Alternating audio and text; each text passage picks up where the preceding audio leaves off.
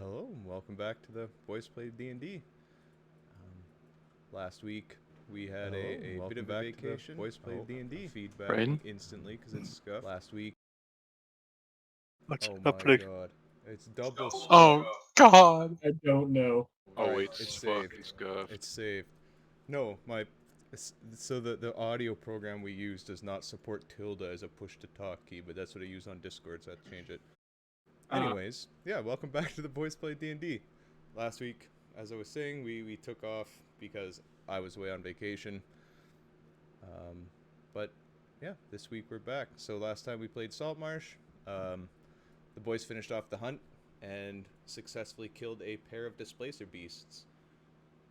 They spent a bit of time sitting and carefully skinning the beasts in order to get the hides back for Kiorna, the main monetary purpose of the quest. They spent a bit of time searching for the nesting area of the beasts, just to verify that there was no more, and that there was no young beasts, as well as attempt to find the ring for the NPC whose name I never remember, even though it's written like a million places. Rip. What's his name?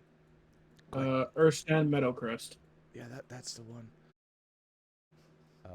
So yeah, they spent some time looking for that ring. First, Wendell got down and dirty and looked through the guts of the displacer beast skinned corpses.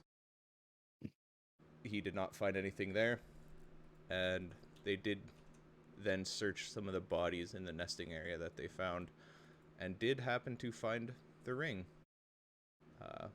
They then, with the help of a tensor floating disc, got all of the bodies back to whose volume, Blake? Just in general.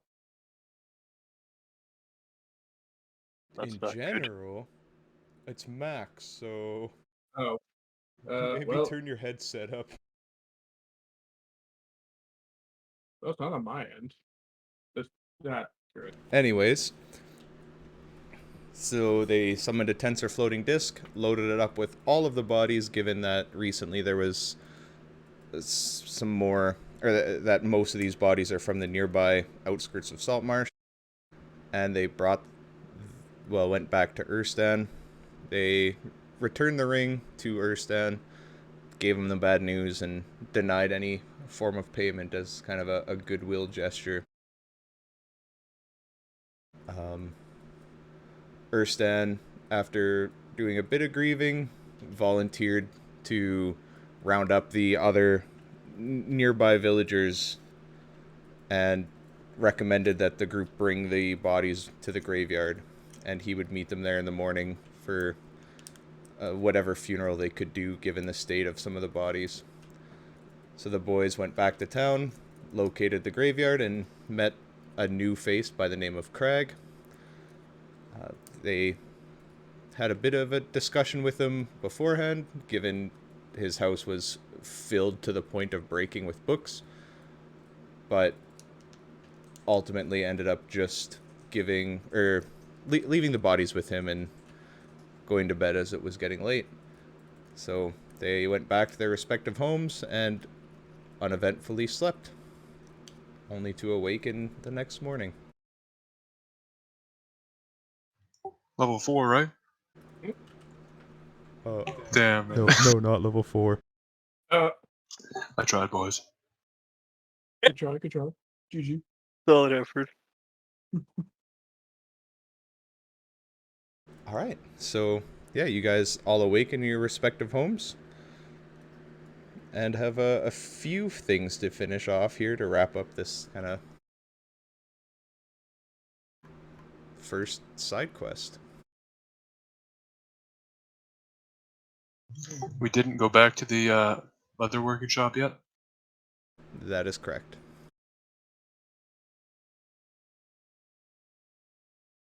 Do we know what time? I literally just looked at his name and I already forgot it. Kiorna? Erstan was gonna come to town. He didn't really say a time. Just said the morning. Yeah, he just said the morning. Okay. I guess Craig would know that usually funerals here happen pretty early, as Craig's usually starting to get tired, given he spends the nights digging. Because it's a bit awkward to watch somebody dig in a graveyard in the middle of the day. Makes sense. Probably deal with that first then. I guess so. All right. So we're meeting at the graveyard? Yeah. So that's kind of where you guys went to at the end of last night. Oh yeah, I had to draw a scuffed house.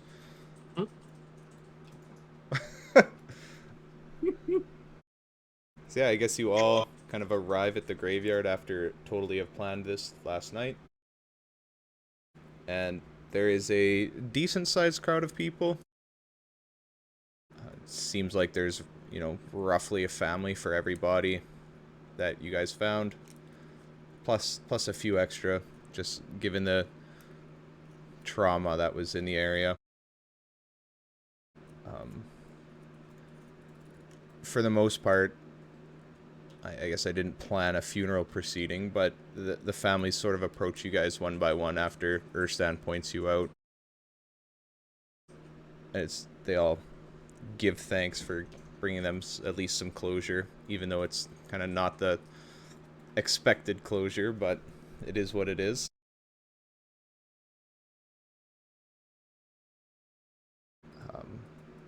Yeah, nothing too much happens here. Most of the people do have a lit candle or are burning some incense. And there's a lot of tears.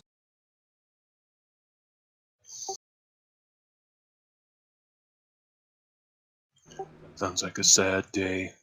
Yep. Anyways, let's go get our money. Well, conveniently, that's what I was gonna say.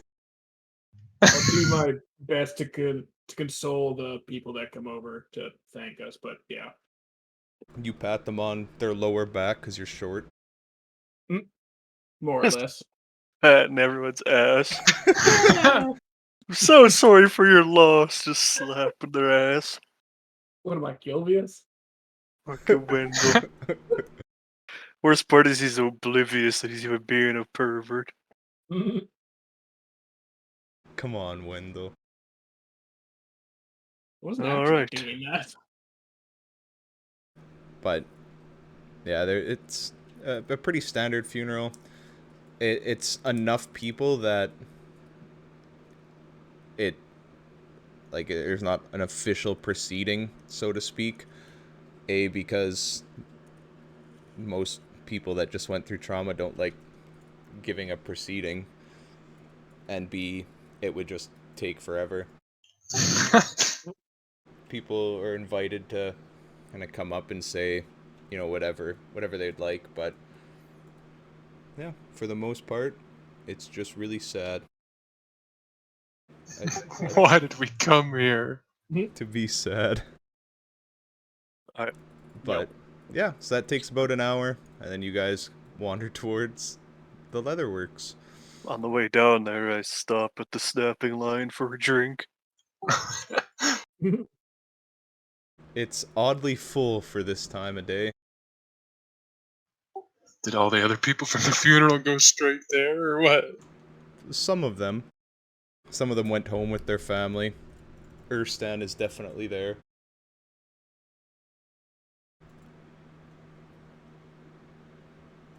But alright, so Logan goes in and buys his drink.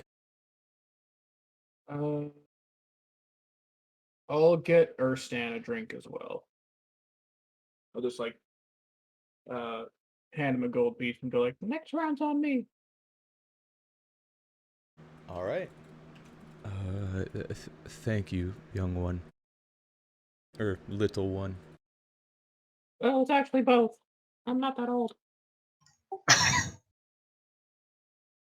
He takes a big sip of his drink. Just doesn't care. Drink in my one hand and I grab Wendell's shoulder. I think he wants to be alone. Let's get our fucking payday. I'm being dragged off. He's like, okay, bye.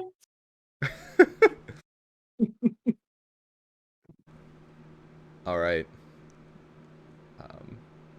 Yeah, so you guys get your drink. Give Erston a gold. And then I'm assuming just head right to the Leatherworks. Yeah. I guess anybody who did buy a drink can subtract the... I don't even remember what I told you drinks cost. 1 silver for a tiny beer. Perfect. That's what I subtracted anyway. And if it was a copper or some shit, it's just a big ass tip. Alright. So, you guys approach the Leatherworks and are immediately hit with the smell of, well, piss. Because it's a Leatherwork. Piss. Well, it's ammonia, but... There's Not drugs more all over the piss. place. Yep. It's like walking into Gatlin's room. Oh, drugs or Got 'em. piss? Both. God damn it. It's definitely not a pleasant odor. But you guys head into the building. Treat it with the same familiar sight as you were before. Just a pretty well constructed building with the shelves absolutely lined with various leather pieces, different armors, different things like quivers and Whips and ball gags. yep, the BDSM hell section yeah. in the corner with the whole leather suit. The gimp suit. I'll buy Wendell a fucking gimp suit. No. And as soon as you walk in, the little bell above the door rings, and Kiorna pipes up. Welcome back. We survived. I see that. Was the Panthers any trouble? No. Well, what did Bobson call them? Displace or something? They were displacer beasts. Yes, That's why the displacer Panthers weren't a beasts. problem. Upon hearing you guys mention the words or the name, her eyes kind of light up. I was really hoping they weren't just Panthers. Displacer beast hide is far more useful. What's it used for? Far more. Well, given enough time with them and enough of my own skill, I can craft them into similar magic items. Well, I guess magical items that have similar properties when in the dark with the displacement. Where? Neat.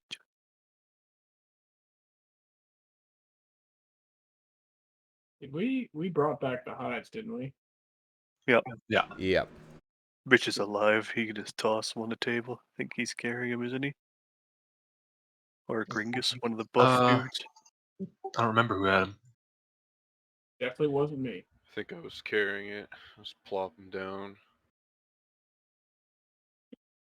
She kind of lays them out amongst the table and looks through them and, checks how well they were skinned. After a few moments of just kind of wide-eyed staring at these hides, since it's pretty rare to find them. Plus, even if you do find displacer beasts, there's not many people near here that can effectively deal with them. Oh, these are very well skinned. Who skinned him again? I think it was Kilvius. Well, He doesn't Craig. exist. Yeah. Richard. Who the hell's that? Yeah, that's right. Richard did it. But Yeah, I Richard think so. is not here tonight. So, as discussed, She reaches down and grabs out a few different pouches. She hands over the first one, which is filled with 350 gold, and says, "This one's from the money that the various townsfolk in the council gave me for just the bounty on these creatures." And then she pulls out a second bag that has another... Fuck. DM didn't do the math. God damn.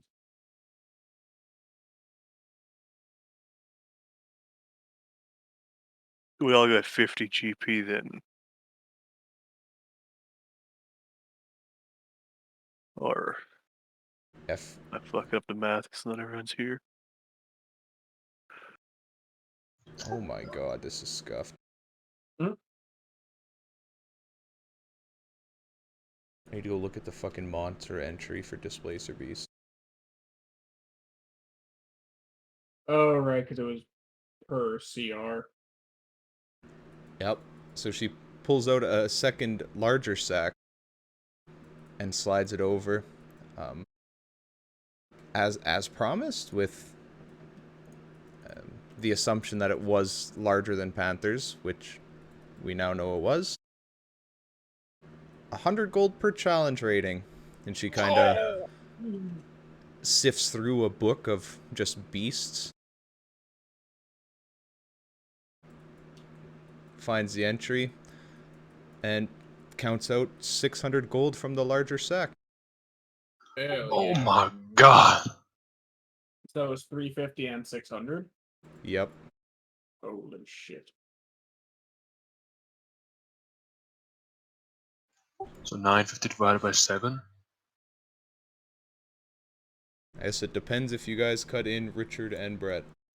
Well, they were there to kill them, True. I think. Yep. I mean, Richard skinned them, so I hope he was there. Yeah, They both missed the first session, but were there for the second. Yep, so I guess by 7.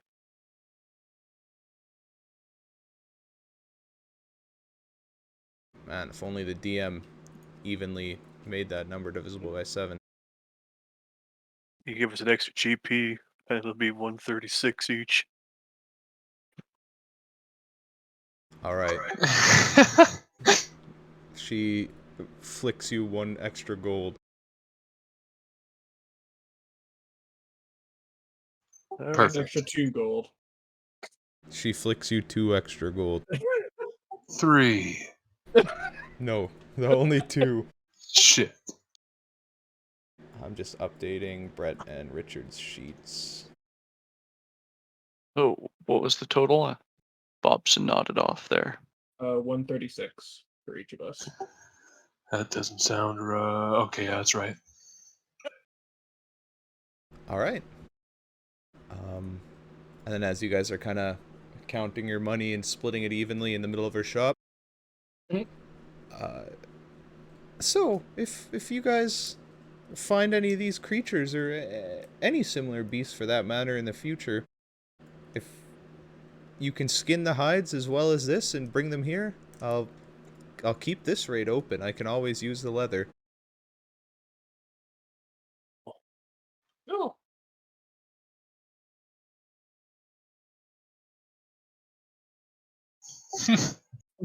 How long will it take Any- before you got any displacer beasts? slippers? Just displacer beasts. Okay, who first? I heard 2 questions, but didn't hear any of them. Oh. I want to know how long before she had displacer beast slippers. Or whatever she makes with them. Well, it's a very delicate work. I wager it'll take me about 2 months to come up with them. Curing the hides is a pretty specialized process as to not ruin the shimmering nature of the hide. It's not as straightforward as normal.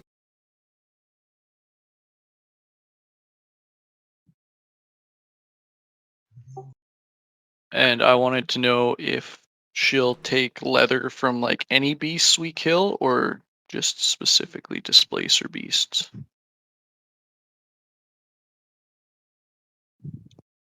I believe she will take any beast. I will quickly double check, but that's pretty sure that's right.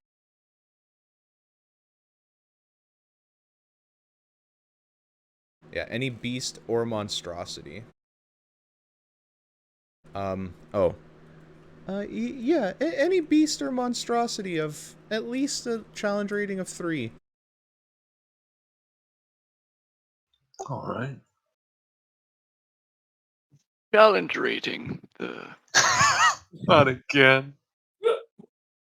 Jeez, I thought my memory is bad. She just slides the book open over that she had open. It's just a bunch of monster names, a tiny description, and a challenge rating listed for them. Can I take that book? I only have one. You can look at it. I'm sure the Eleander has more. He loves his books.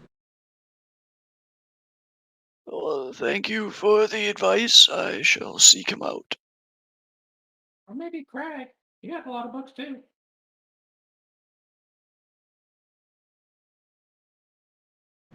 Yeah, Craig did also have a lot of books.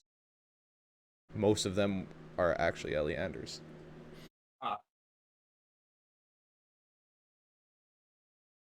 Alright, I don't have anything else I can offer you quest-wise at this moment, but could I interest you in any of my fine leather goods?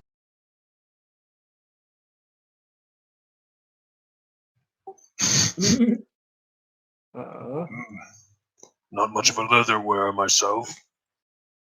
no, I have no armor proficiencies, so that's out. What about this whip? I don't even have proficiency with a whip. Do you have a sling? I do. Woo. No, wait. I can't have it. Mama Rhoda told me never to play with those. Put my eye out.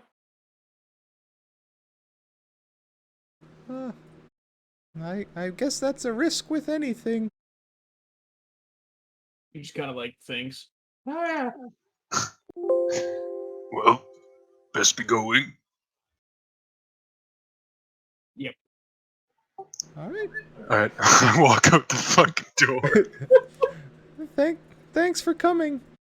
And thanks for getting me these hides. And I guess more importantly, dealing with those beasts.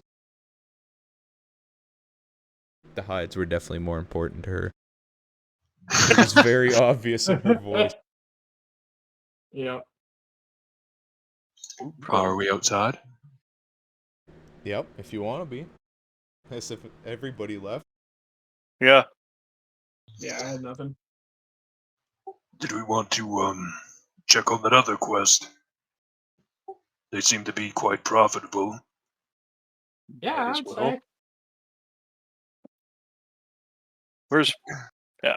Well, if Richard was here, I want to ask him where I could fucking find a cart.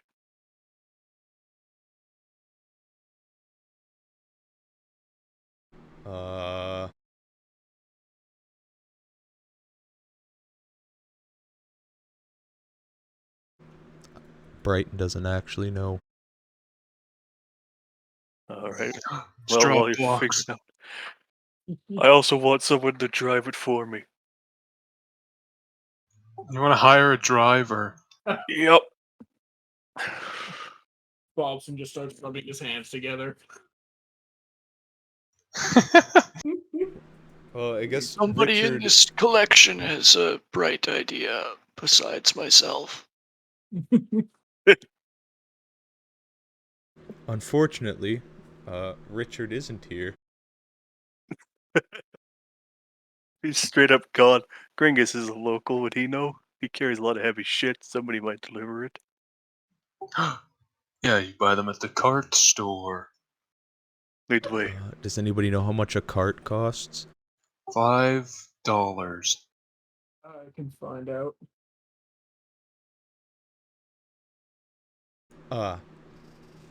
Gringus would know that you could probably find a cart at the weekly market. 15 gold. Although, getting an animal to pull it, Is there a guy in town that you could just drives people around the local cab? it's not typically a big enough town to have that. Is there somebody willing to do it, or does it sometimes for special guests?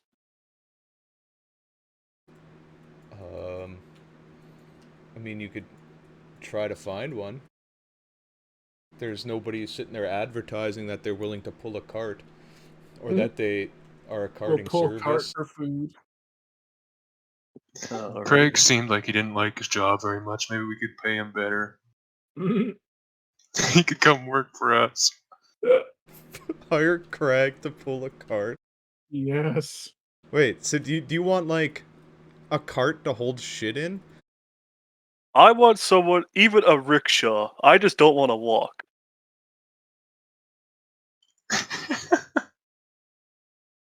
Sigvald's got enough money that he could be a fucking asshole now.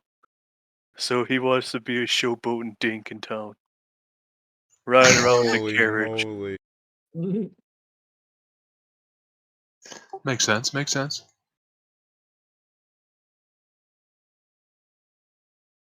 Well, there is a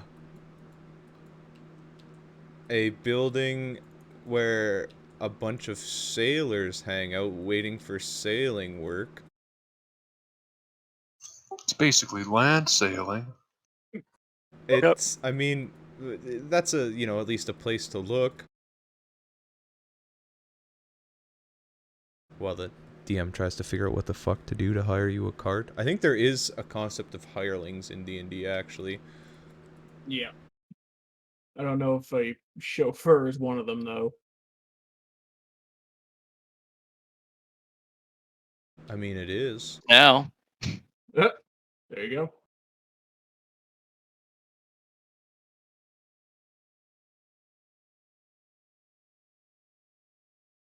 Alright, so is this your, like, current task, Logan, that you're just looking around the stores in Saltmarsh trying to find someone that can cart you places? If the rest of the gang's in, I'm pretty sure Bobson agreed with my idea. So, you know, a couple people at least considering it. If we do encounter the quest on the way, like say we gotta walk by, I think we'd pick up the quest first, but I don't actually know where we gotta go here, so. Well, Wasn't it I'll at the remind guard you tower? that you're at 11, Yeah, and the quest board is at 12. so what is 12? Watchtower. Well, the town guards might be able to point someone out for us, so fuck it. Let's just find a homeless guy. Actually, that was gonna be my next stop was my bar at 3 and see if there's anyone who just wants to do it for fucking drink money. Oh my god. The jail's on the way. We could pay a guy's fucking. Pay his bail. You could probably find a guy that would be able to get together a horse and chariot. Or a horse and cart that could actually pull more than just one person.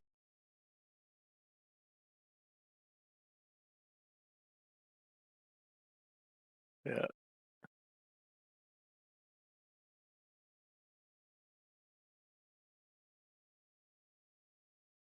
Alright. Well, I guess 12 will be our first stop anyways, so let's get the quest. Nice. I'm still trying to find something in the player's handbook.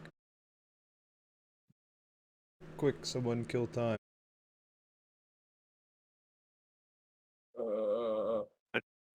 hello, my baby. Hello, my honey. Hello, my friend. What do you do with a drunken cleric?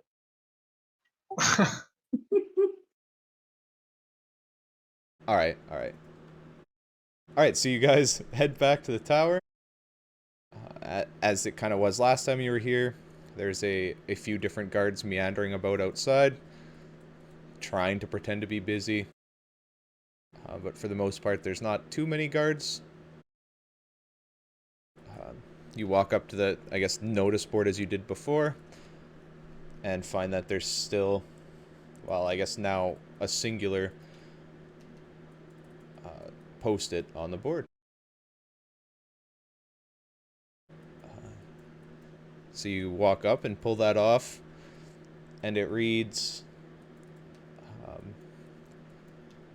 I guess the description of it is just an unknown group of orcs has been attacking late night caravans.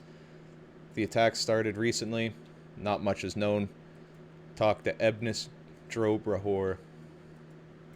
He survived the last attack. He is staying in the Wicker Goat while recovering. Perfect, as I'm rubbing my hands together. And I've already eaten my drink as we were walking over here because I finished it. All right, let's roll.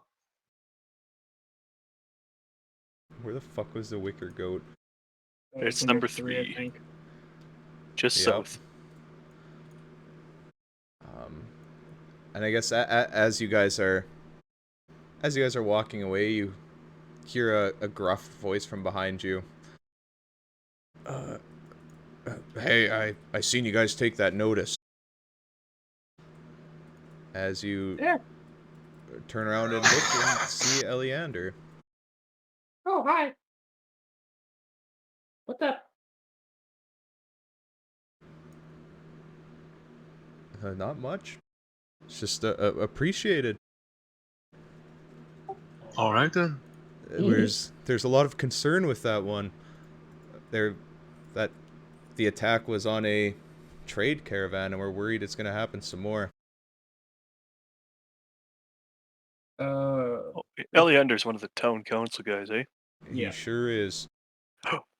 He would know, or should.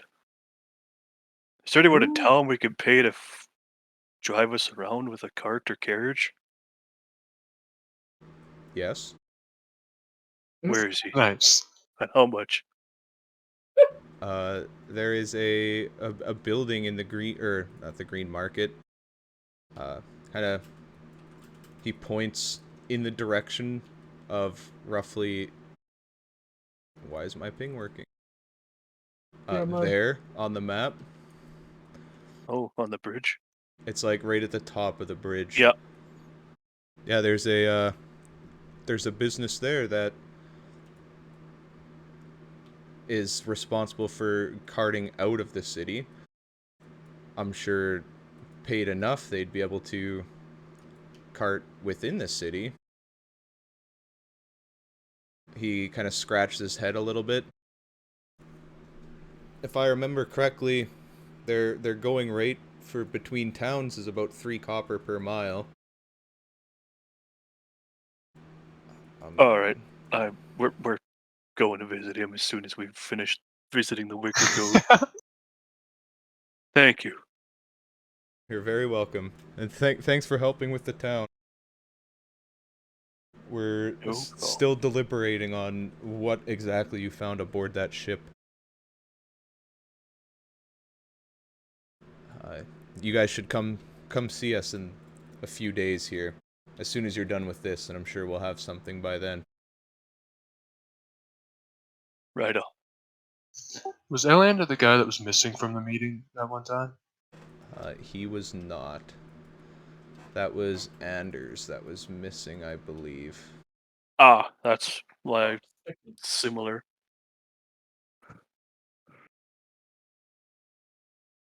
Eleander Eleander. was the guy that.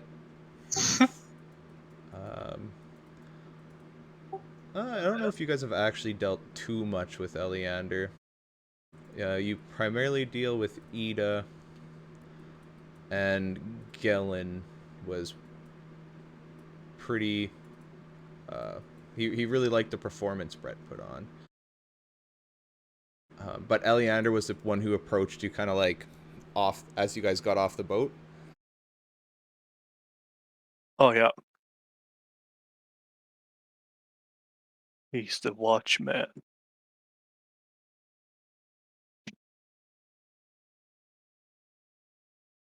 Alright. Well, off the top of my head, I can't think of anything Sigil would want to talk to him about, so. Unless anyone else has anything. No. Southbound and out, I guess. All right, you guys are heading to the Wicker Goat.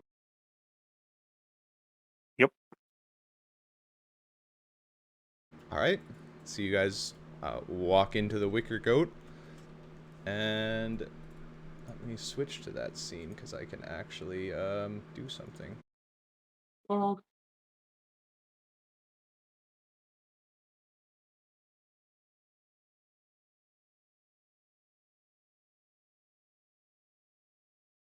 Lunkus! Get me the Morden special! What was his name? What? Who are you Mancus? talking to? Isn't it fucking Lunkus that owns this place? Oh, I thought you said Mancus. Monkus. No. It's Lankus. Yeah, it's Lankus. Lankus? Yep. Morden special. Is that just a beer? It's whatever he wants to make. It's a beer. Right on. Then he pours a beer into a glass. Bring this one back. Hands you the glass of beer. I give him double not to worry about it. He shakes his head and puts it in his little bag. Mark 2 silver off. Oh my god, there's fucking tokens all over this map. Alright, so you guys walk in. There's not nearly as many people. Just,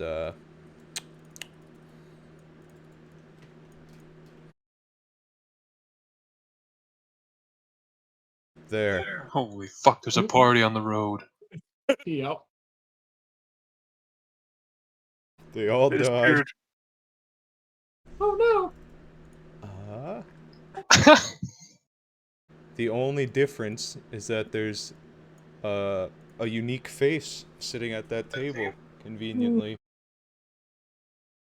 Yeah, I don't recognize him. This one? Yes. It's the only one that isn't a bandit. no. I mean, those aren't bandits. What? About him. You don't fucking know. I know that's Lankus. Bandit bar owner.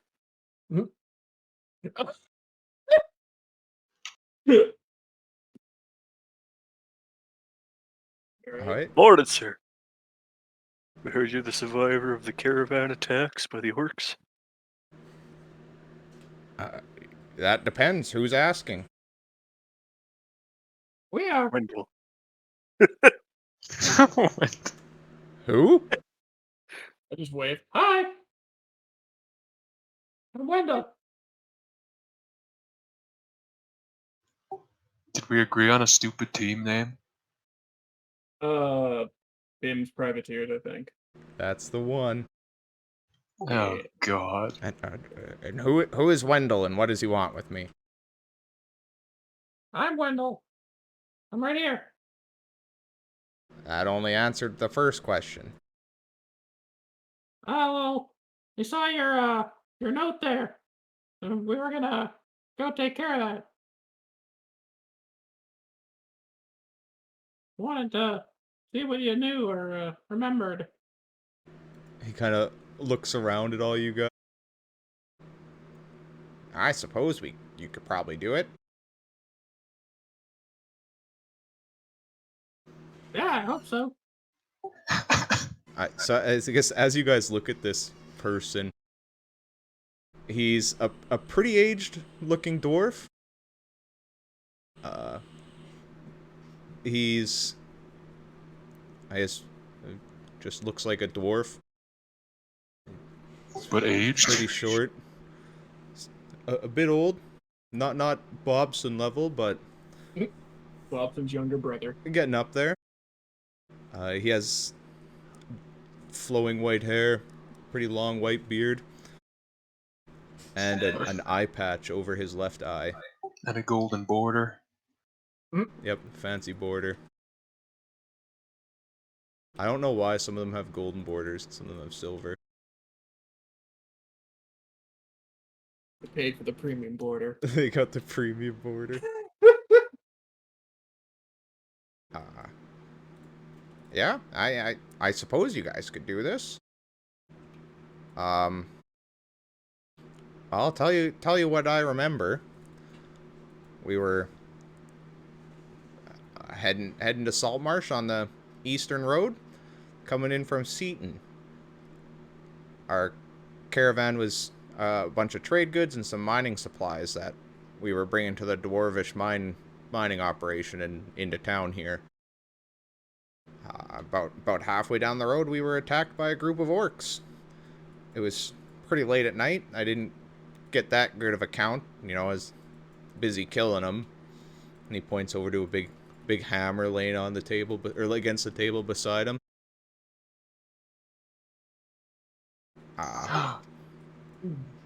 The fighting was going not bad, but they got a lucky hit on one of the fellow mercenaries that were with me. And, well, he didn't last. But luckily we did enough damage between me and the caravan owners that they all ran off. We were pretty wounded, though, so we couldn't really chase.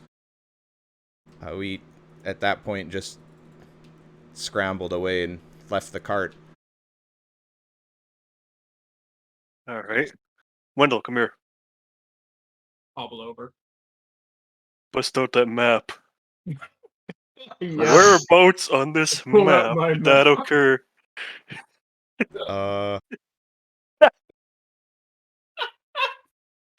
He looks at this map.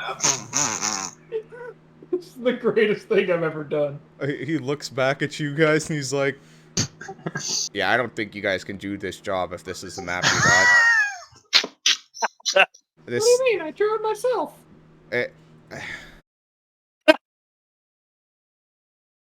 He pulls out a different map. He's like, well, it's not really accurate. Yeah, well, you got me here, didn't it? Well, I suppose. Didn't you draw it on the way here? Oh, yeah. Well, he pulls out his own map. That's, a bit more accurate.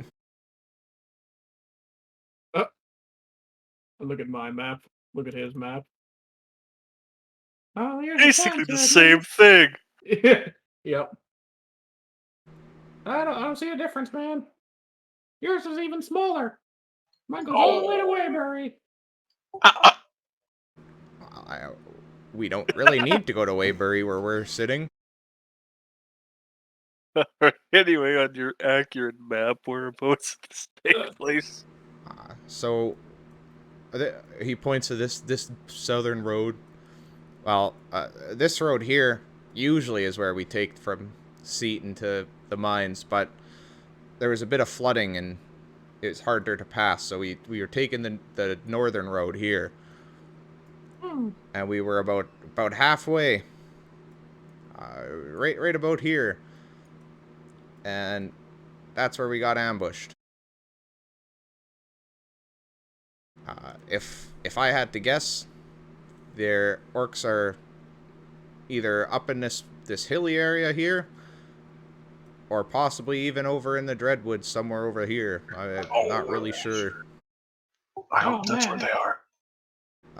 The orcs are definitely pretty reckless and probably left a pretty obvious trail.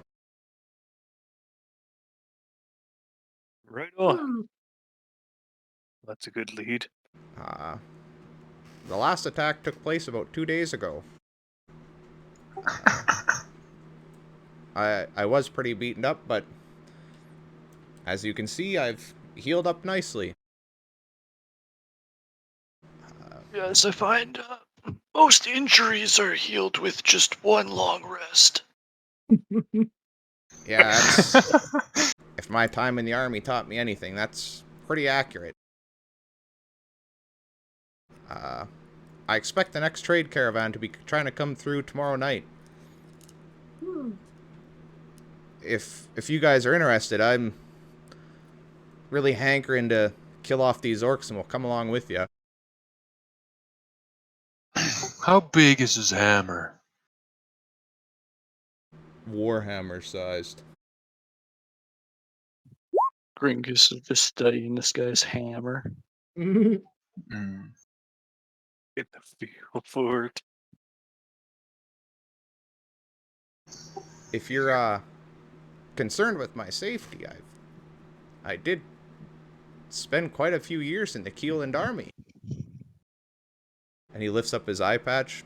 I got this wound here at the Battle of Grand March in 438. And what year is it now? Like 583. Holy fuck. Damn me so. Neat. Yeah, Well, if it you could is hold your own. 583.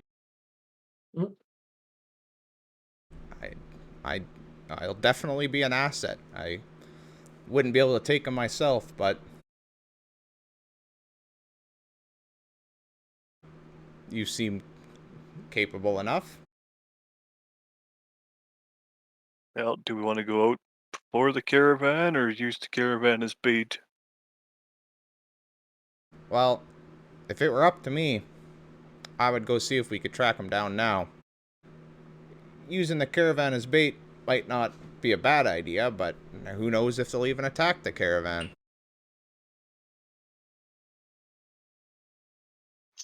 Alright. Alright. Well, we got a little bit of stuff to do in town. We'll pick you up on the way out. You'll be here? I'll be here. Right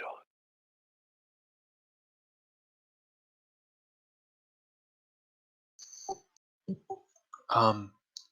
Is it safe to assume that there will be plenty of abandoned carts over there? Like at the trade caravan? Yeah. Well, we were bringing our one cart. I'm guessing it's either there or they took it.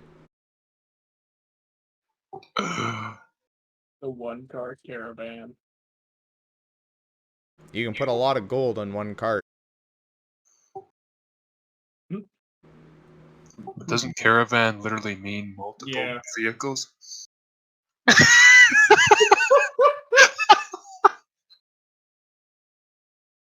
It's a trade name. It's like a Grand Caravan van.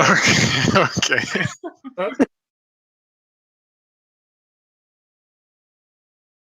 I mean, I didn't name it.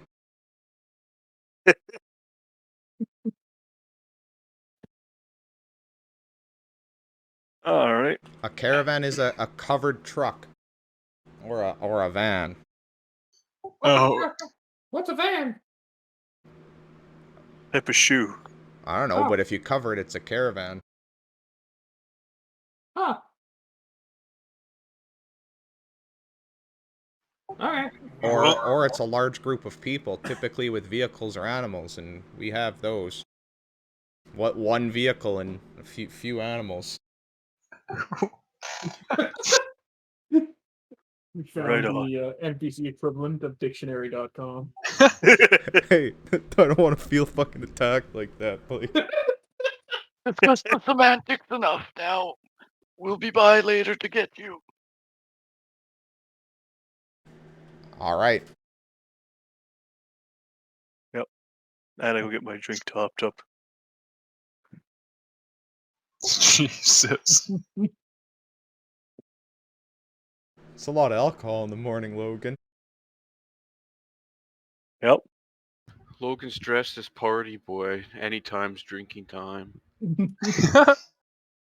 True. All right, Lankus fills up your mug. And I'm assuming, did you finish your current mug? I got it right when we showed up. Yeah, I would have pounded it to get a full one for the road. I imagine Logan's character looks like Pontius from Jackass, the guy that does all the dick stunts. It's probably not too far off.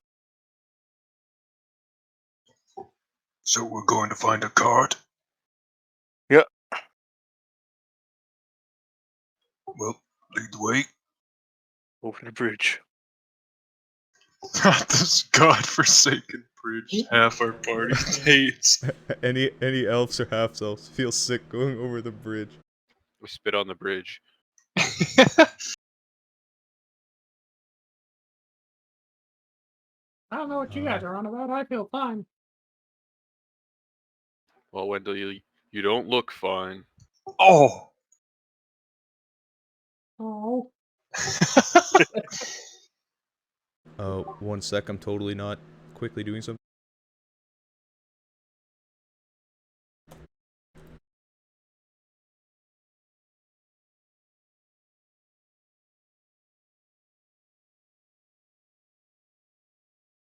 Alright, so you guys go to the place on the map that Eleander pointed out. 10.1. Yeah, what the hell is this 10.1? It's the cart store. Oh, fuck. Oh, I sorted my list A to Z and it doesn't know how to sort numbers. It's all fucked. Good game. Good game, GG. It's over. Everybody dies, I can't run Saltmarsh.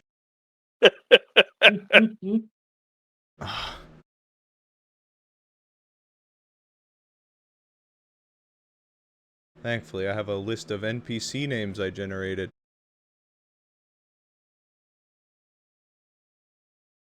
I don't have.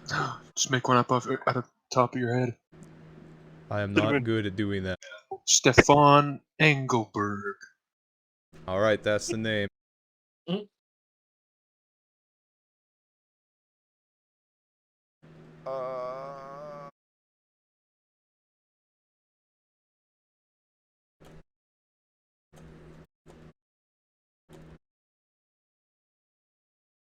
Alright, so you guys walk up to the cart store.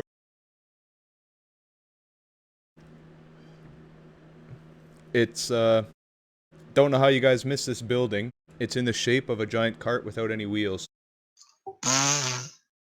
It just looks like a covered wagon, but larger. And, yeah, no wheels. I swear we've walked past here before. Never noticed it. All the elves are usually shitting their pants when we walk across this bridge.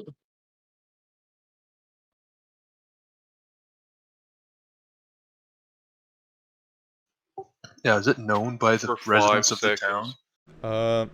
Yeah, the residents of town definitely know that elves do not like walking across the bridge. But if the two elves never showed any reaction to it, really, then you might not know. I mean, you might not even know Gore's an elf, really, because he's a half-elf. True. He is 9 feet tall. 7. Alright, so you guys... Oh, go ahead, Kylan. I was just gonna tell Sigvald to fucking hurry up. Alright, well, if we're here, I'll walk in. Hello!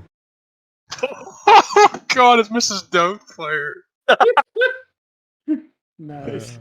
I don't think I could do any more talking in that Do it accent. again.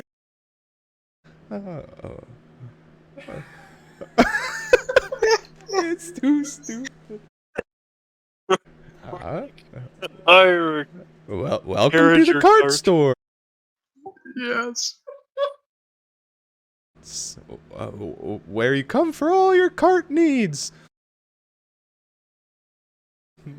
What can I do for you? We need a cart or carriage and someone that can drive it for us. Well, how many people?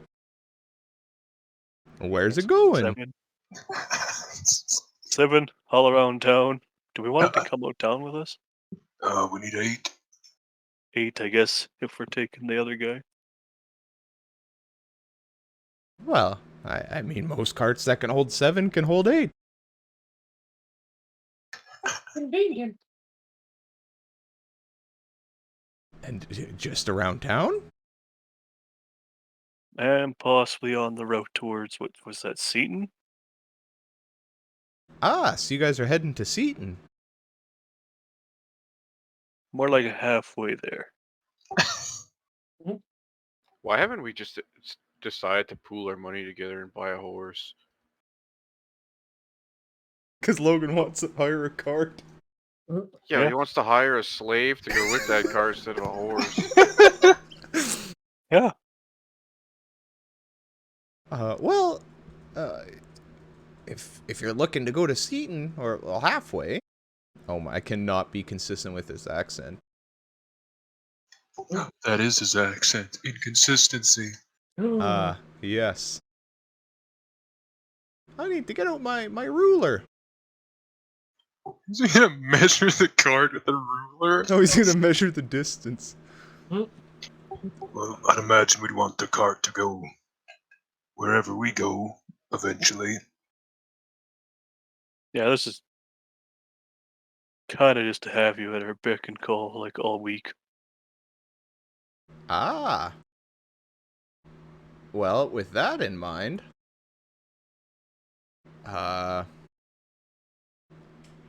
can lend you your own cart for the cost of about 3 gold per day. Hmm. That's 1 gold for the cart and 2 gold for the driver. Oh shit, that comes with the driver. I'm in.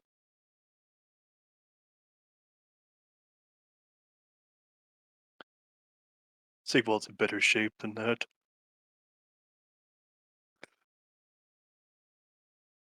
Funniest. Yep, well, All I'm right. paying him for like at least 3 days for sure right now, just out of my own pocket. All right, so you Okay. handed him 9 gold. Yeah. All right. So he takes your gold. 1, 2, 3. Oh no.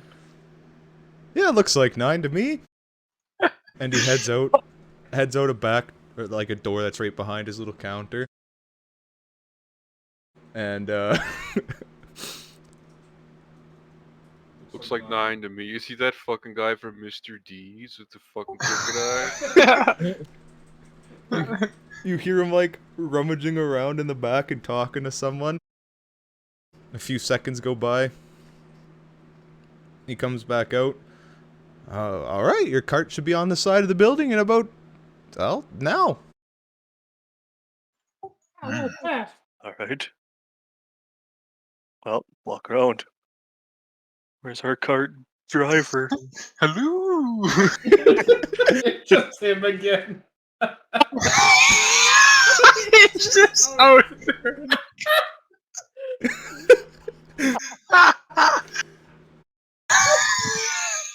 You know, so I didn't describe that guy because I'd made him up 2 seconds ago. But have you guys ever played that? What's that neighbor game called, Catlin? Hello, neighbor.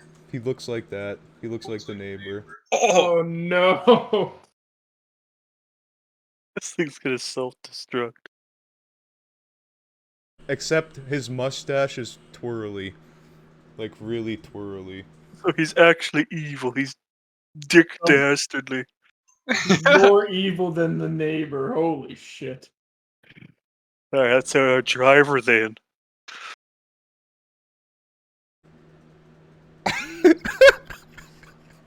It's too stupid.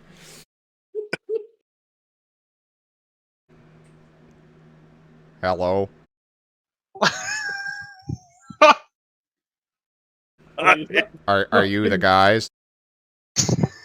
Yeah, are you the driver?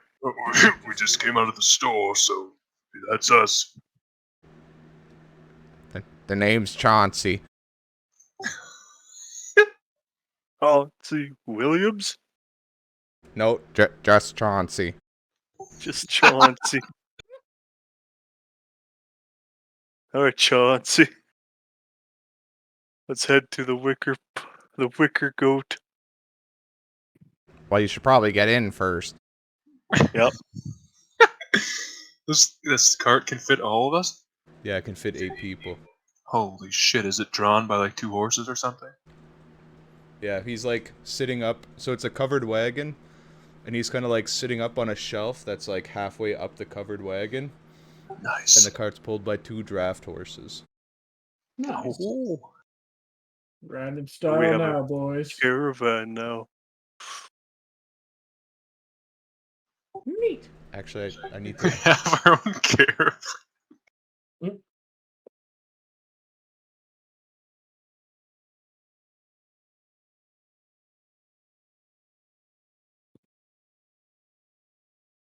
Yeah? So you guys pile in? Yep. Oh, I sit up front with Chauncey. It's. Alright. He does sit in the middle so he can hold the reins, so it's a bit awkward. Yep. Just sit in his lap.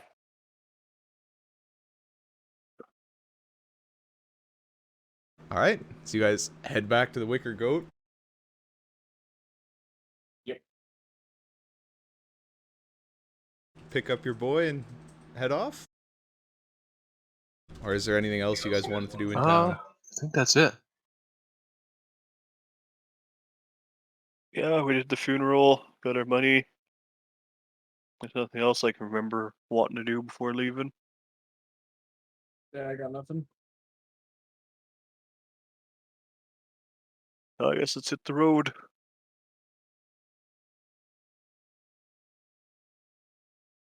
Alright. You guys head towards the gate at the northern edge of Saltmarsh. Your boy Philip gives you a wave and opens the gate. And you start heading towards Seaton. I need to convert leagues to miles.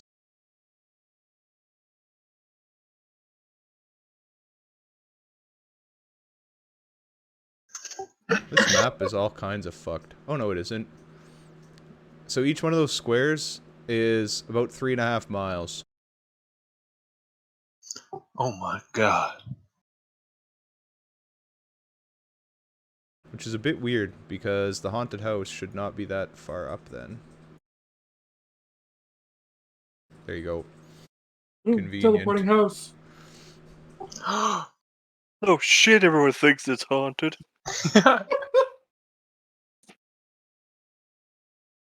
Yeah, the haunted house is somewhere right on that coast. I'll be keeping watch while we're driving. Alright. So, I guess Sigvald's cuddled up awkwardly beside Chauncey. Yeah, I got an arm around him and another holding my drink. He's visibly annoyed. Bumpy is the road, Brighton. I mean, it is like an actual road, not like some scuffed random path, so it's about as bumpy as you'd expect a horse-drawn carriage road in the olden days to be. Alright. It's not, like, comfortable by any means, but it's not garbage either. It's no Avernus.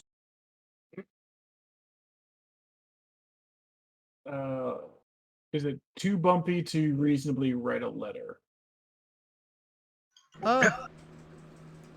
No, I'd say you could write a letter, but it would definitely, like, have some spots where you were drawing, like, you know, writing an L and it hit a bump and it just huge scribble. Mm. It would not be the I'll most wait legible then. letter. I'll wait then. I mean, have you seen his map? I doubt his writing's legible either. Just kidding. Off the top of any of your other guys' heads, do you know how long traveling takes? Depends what pace you're going at. A medium pace. Let's go cruising with meager rations, just like an Oregon Trail. Ho, ho, ho. Perfect. We'll lose a couple In oxen, Oregon but Trail in hard mode. Fucking. We'll all die of dysentery. Yep. It looks like a normal pace is about 3 miles per hour, even The in a 3 wagon, hours. but Damn, you that's a don't lot have of to walk. horsepower. So, Would we be able to take short rests on a wagon ride? I don't see why not, if it's like, That's fucking awesome. if it's not too bumpy. Nice. Like, I know in Avernus we can't because it's so fucked, but here I don't see a reason you couldn't take a short rest. Nice. A long rest, I'd say you can't, though. pull the caravan over and put the seats down. Yeah. Alright,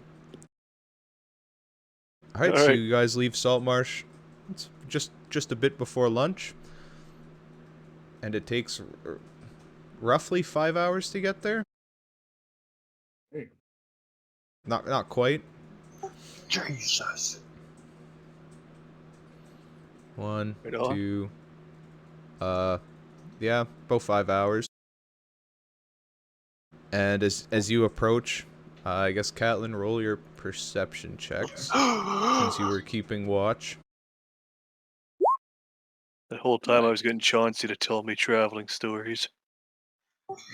Did he oblige?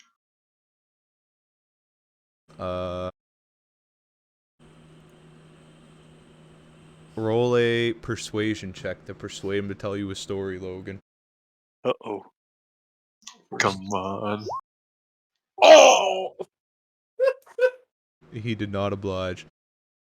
Come on, Chauncey. Just sat there staring forward, hating his life. I got paid to drive a cart, not to tell stories. Tip him, Mark. I'll give you some extra money to tell some stories while driving. He looks at you a little annoyed. How much extra money? Well, I'll slap a gold piece in his hand.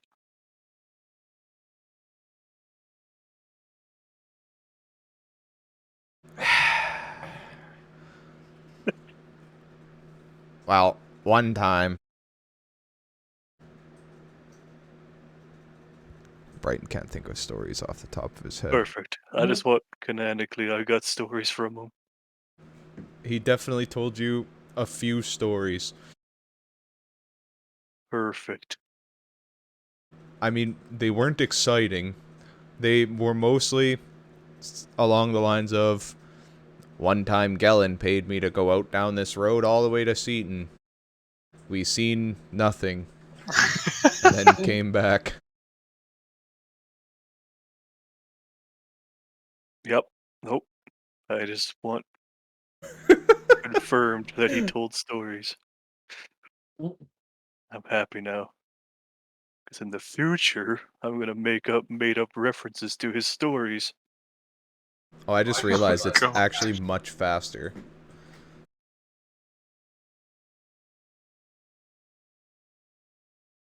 What's much faster? Wait. Cart? 1 hex is 10 leagues, and 1 subhex is 7,500 yards. But 7,500 yards is 4.3 miles. And 10 leagues is 34 miles. Alright, so my original estimate was right, but for the wrong reasons. Oh. Task failed successfully. Yeah, exactly. Alright, so as you guys arrive at your... Well, about where he pointed out. You arrive at an area with some... There's definitely a bit of a scuffle that went on. And as you kind of approach, Fuck. Guys, what's the NPC's name? Chauncey? No, not the driver. Oh, the other guy. I don't know. All I remember is Ebnis. horror. Yeah, that one. As you guys get close, Ebnis pipes up. Yeah, this looks like the area. He kind of points ahead. And there's a pretty clear scuffle that took place. Catelyn, as you were keeping watch along the whole journey, you didn't notice anything, but as you guys approach, you immediately notice, like, a path into the woods. There's just, like, a bunch of a bunch of what you presume are orcs, given the quest description. Just looks like they kind of ran through a wood. So there are woods around us? On the northern side, there's a light wood, but on the southern side, it is mostly fields. Alright. Looks like they went that way. Perfect. Are Put this there thing any, at 4 low, Chauncey. Is the caravan here? There is no caravan here. Or bodies? There is a few bodies. We better loot them just to be sure. Alright, you guys pull over the caravan, and you go and take a closer look at kind of the scuffle area, and you notice that, I guess you notice a few things. The first thing you notice is that the tracks that kind of lead into the bush that Gringus pointed out, now that you guys kind of see them and are actually out of the cart looking, there is a lot of tracks. Like, it's not one set of tracks in and one set of tracks out. There's been enough activity that it almost looks more like a path than a set of tracks. And as you kind of look at that, there is a, like, cart wheel line in amongst them. So the orcs attack this road so often, they've made an actual path. Either that, or from this fight, they just, enough of them walked back and forth since the fight that there's a bit of a path. I mean, it's not like a path that you would drive a cart down, but it's a path as in there's not like a single distinct set of tracks that are going to and from. Like, they've kind of mixed together. It's a bunch of squished grass. Yeah, like you can't pick out any single set of footprints and follow it either direction. Do the bodies have any discernible features? So looking around at the body, you see another dwarf that's similarly dressed to Ebnis? What the fuck? Yeah, Ebnis. You see a few humanoid-looking bodies that are not similarly dressed. They're wearing kind of just common clothes with little to no armor. And you see two pretty large orc bodies. Well, large compared to the other bodies, but an orc's only like 6 feet tall. Just thick. Well, I'm gonna see what all the bodies have on them. If someone wants to help me out. Yep. All right. I guess give me an investigation check as you look over the body, with advantage because somebody was helping. All right. So with an 8, you pick over all the body. The the humanoids that were commoners, you don't find too much on them, and that in terms of value. You find a dagger on each, as well as a pouch containing about 10 gold. And then the dwarf is dressed similarly to how Ebnis is now. He's wearing a set of pretty beaten up plate mail, and also has a large warhammer. He was wearing plate mail? Let's throw it in the cart. It's beaten up to the point where it's not wearable, but you happen to know some blacksmiths. Well, of course I know them. They're me. This one is much worse for wear than the ones that you found in the sea house. And we should probably not strip this poor dead body naked. Especially with his boyfriend right here. Yep. No, I don't really care. You're both hired as mercenaries.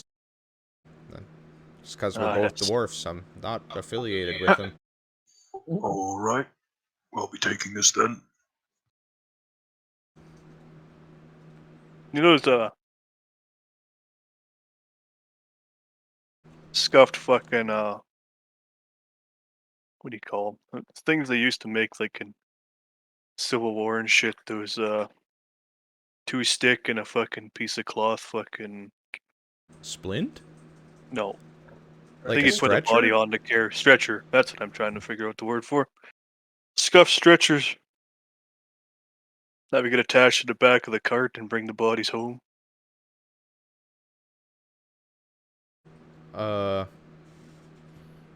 Like what do you mean attach it to the cart? Like drag it on the ground behind the cart? Yeah. The one side goes up at like an angle on the back of the cart, whatever. Attach it to, and the other bottom side drags on the ground. Just tie the bodies to it so we can drag them home without, dragging the corpses behind the cart like some fucking lunatics. I mean, you could Bodies behind try, but do you have any, like, what would you use for the center material? Like the sticks, I'm guessing you could just find some shitty trees, but... Yeah. More pliable sticks. Clothing, bedroll. I have a blanket. I've got 7 Blankets. maps. Maps. So we could just tie all the bodies together on it, so we don't need it to be phenomenal. Alright. I could even stick my grappling hook on the end of the sticks to fucking give us an actual hooking mechanism for the back of the cart. Give me a, like, survival check to try to find some appropriate materials in the woods, like stick-wise. Uh-oh. Alright. Oh, and I guess, Gringus, also looking at the ogres, or fuck, I'd not help. ogres, orcs, you find each orc had a spear. Yeah, they were 2. When I actually forget what weapons they I have. think the orcs are gonna have ogre companions. No, they're actually not. I don't know where ogres are coming from at all. He's probably watching Shrek again. It's us. Oh, I lied. They don't have spears. They got great axes. There might be one with a spear, though. And they each have a bundle of 5 javelins. And they're each wearing a necklace that, looking at it, the best way to describe it is like an open eye socket. Necklaces. Yeah. Are they made out of... Can I test what they're made out of with my jeweler's kit? Yeah, you can give me a jeweler's kit roll with... Strength? How would strength help? He You gives need it a to good chisel tap. it. You're just gonna smash it with your chisel? I could do wisdom or something, probably. Alright. Yeah, give me one with wisdom. Ah, Oh, It's made out of something. wait. I should be proficient in that now. Yeah, that's probably the +2. Yeah, it's your proficiency is the 2, right? But I also have +2 wisdom. Oh no, I you don't. have 0 wisdom. It's good. Alright, so you look at it with your jeweler's kit, and it's not a metal you're familiar with in terms of what jewelry is typically made out of. Professional blacksmith, by the way. I mean, you work on, like, iron and shit. This isn't a fish hook. I have no idea what it is. This is armor. this is fancy metal. Yeah, you at the very least know it's not something you commonly work with. Well, regardless, I will be pocketing them. So this whole time, have you guys watched the Boondock Saints? Mm, Bobson would have been like the detective putting together the firefight with the guy with 6 guns. There was a fight. Oh, yeah. So he wants to like forensically analyze this battle scene to know like exactly what went on per shot. sorry, say that like- last bit again? So exactly what went on shot for shot. Like, oh, there's an arrow in the ground there, so the orcs must have launched a crossbow bolt from this angle, missing it, hit here, blah blah blah. Basically, just trying to put together the whole fight. Alright. Shit, I don't even know what kind of check to do for something like that. Intelligence. Investigation, maybe? Yeah, that's what I was thinking. Either investigation or, like, a history, because you could use your knowledge to, like, determine how these fights usually pan out with your years and years of experience. Well, history and investigation are the same thing, so I'll give you an investigation check. Alright. So, Bobson is just standing there, scanning this a bit of carnage. In the scene. And the scene that you piece together is that this cart's getting pulled down the road with its horse, its driver. The two dwarfs are hanging off the side of the cart. And then a javelin comes soaring out of the forest. Looks like it pierced right through the cart. You see it right on the other side of the road. And then the cart abruptly stops. The dwarfs ready themselves. And a number of ogres charge out of the forest. Orcs. Body! Orcs. Yep, orcs. I actually don't know where ogres keep coming from. I think I The want swamp. them to be ogres. Flashback. So instead of orcs come running out of the forest, the one closest to you, or not the one closest to you, the one that is laying there dead, immediately suffers a heavy hit with the blunt side of the great axe as the orc kind of fumbles it a bit, crinkling the shit out of his armor. Buddy here hits a big powerful swing, and you can kind of see like the footprints that slid back as he hit. And yeah, it's pretty cool. So basically, I'm relaying everything to this guy, and then after I recap the whole fight, I'm like, "So how on the nose was I?" Way off. Just completely off the mark. That was pretty close. I was a lot cooler though. Inside.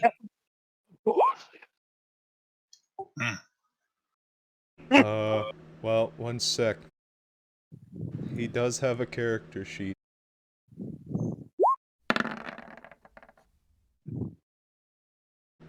You think he's cooler than Bobson described it. Mhm. Must have been pretty cool.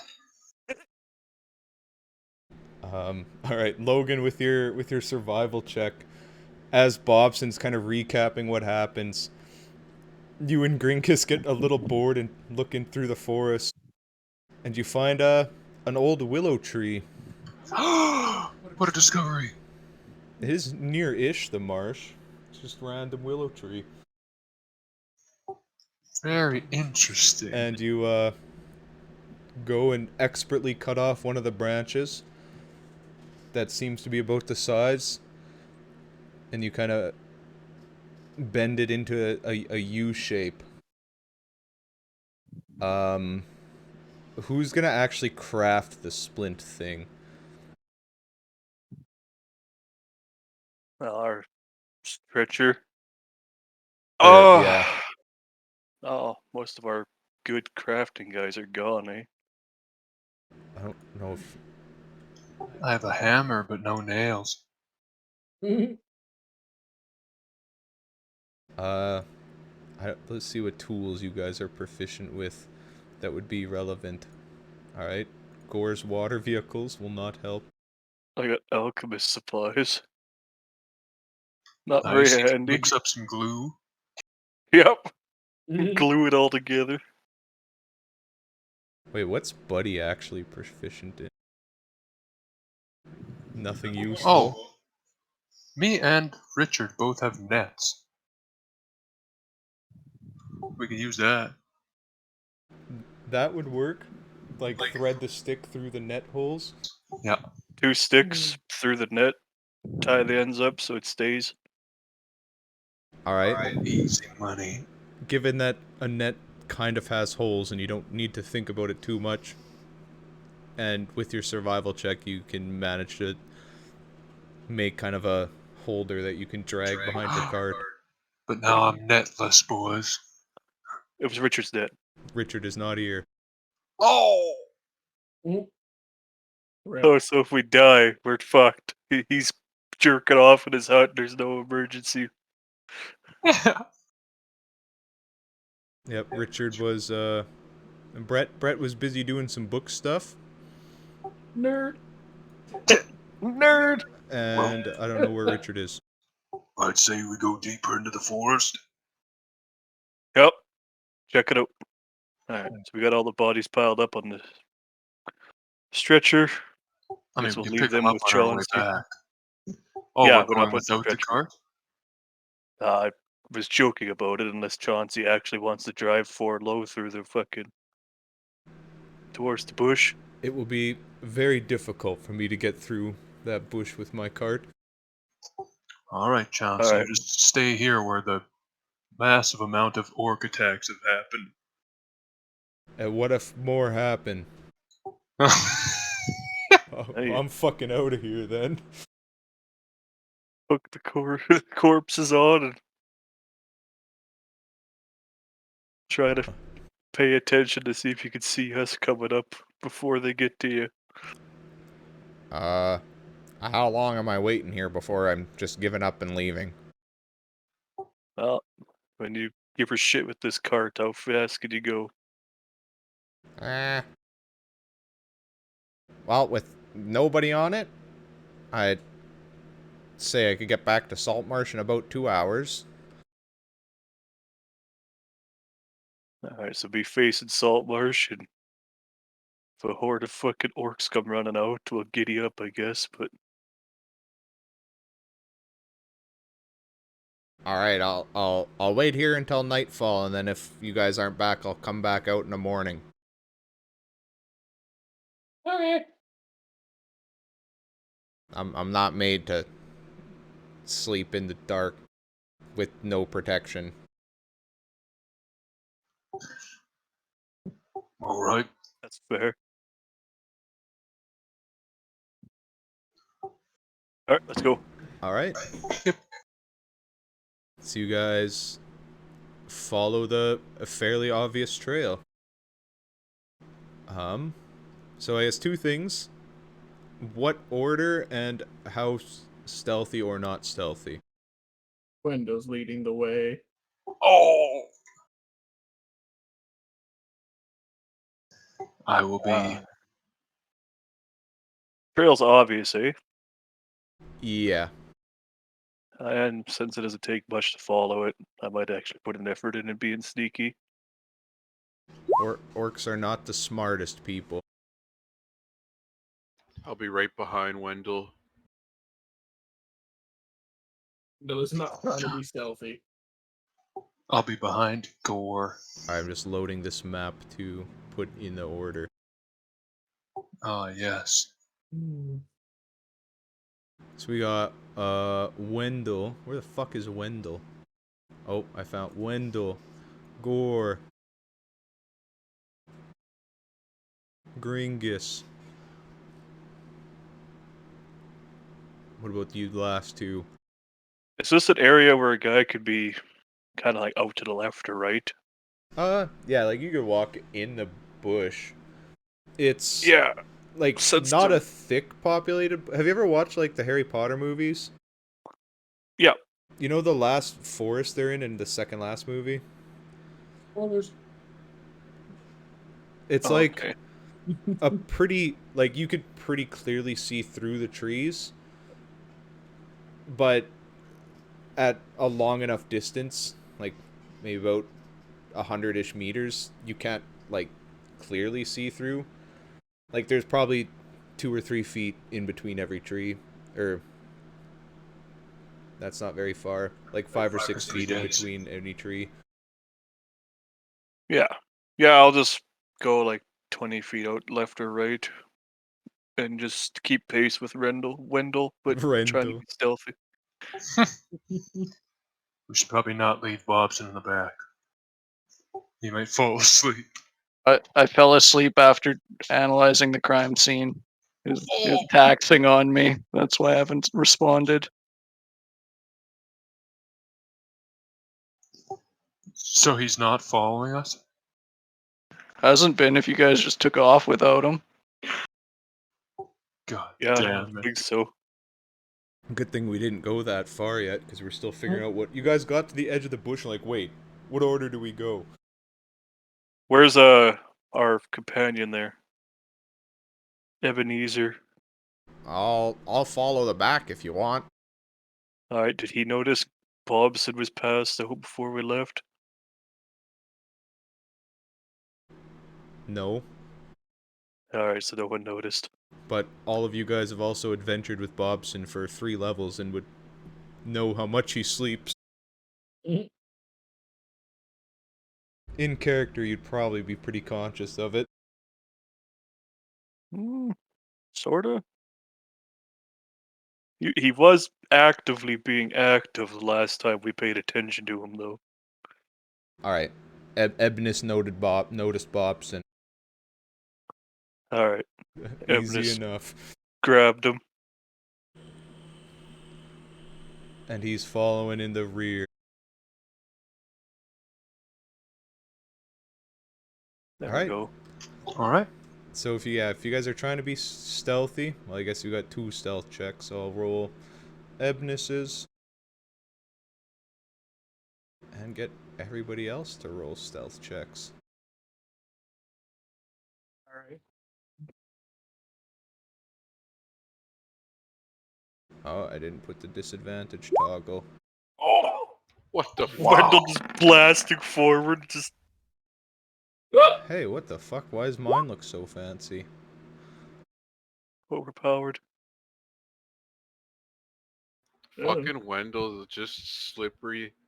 He's got his hairy hobbit feet so he doesn't make noise. Yeah, the trail's so well packed, everyone on it's just stealthy, and I'm crunching through the bush.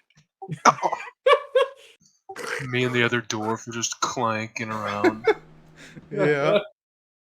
Alright, so you guys, half of you walk up kind of the edge of the trail, and Sigvald's off to the bush. You guys walk for...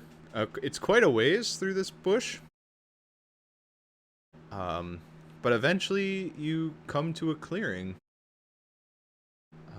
The clearing, or I guess the edge of the forest, as you guys kind of look forward, you see kind of like a pretty heavily logged section of the forest, followed by a similar kind of empty grassland, after which or I guess at the end of which some hills are starting to form. Nestled in the hills and kind of following the trail with your eyes as you approach the edge of the forest, you see a section of hill that's kind of like caved in a little bit, or I guess like a conclave. And there's a pretty obvious wooden fence laid out kind of amongst the front of the hill.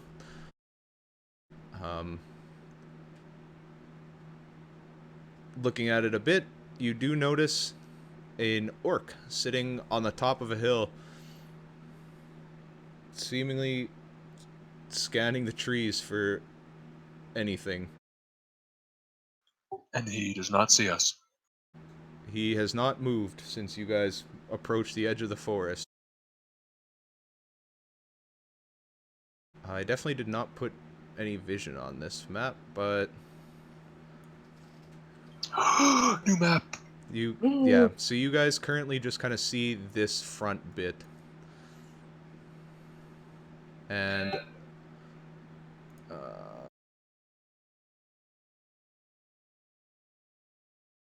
that one guy chilling. That's so cool. He got his own little ladder up there. Oh, I moved the world. Earthquake. He's chilling on his little stool. And we are south off of the map. Yep, you guys are about 100 feet south. And kind of for the first about 70 feet, it's similar grassland to this. And then kind of the next about 30 feet is a bunch of stumps that is likely what they chopped down to get this fence. Nice.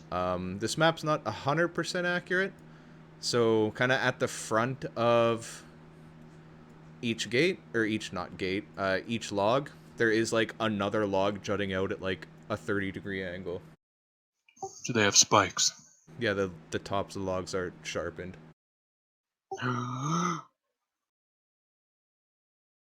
Well, so much for running head first at the wall, like was my plan.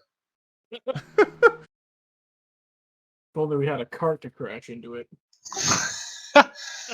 You know. Well, anyone have any plans?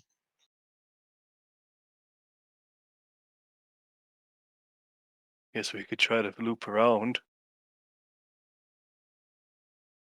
Yeah, that might work. Go to the right or the left.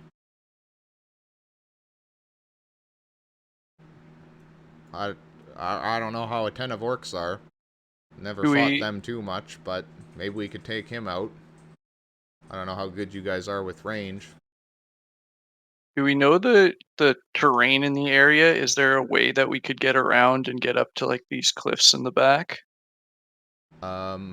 So kind of just looking up, it starts to get pretty hilly. And this almost looks, so like this whole area is like slowly getting into the hills. Like you're about 400 feet above sea level. And just kind of where these guys are nestled, it starts to go into a bit of a mountain. Not really a mountain, but a pretty large hill that's broken. I guess it's a mountain. Fuck it. Yep. I don't think any of you guys would be too familiar with the mountains here. Maybe Yep. Richard. I mean, we know where the mountain is, so we could circle around it. Yeah. I guess Ebnis does bring out his map. And he's like, well, how come I not? Why isn't my ping working? There we go. Like, well, the mountain's pretty long.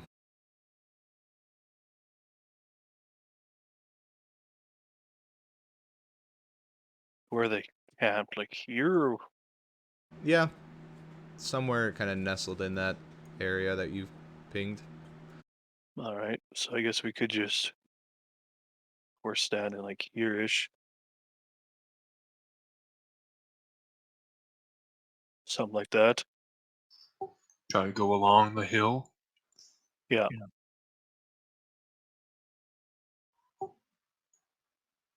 Well, sounds good to me.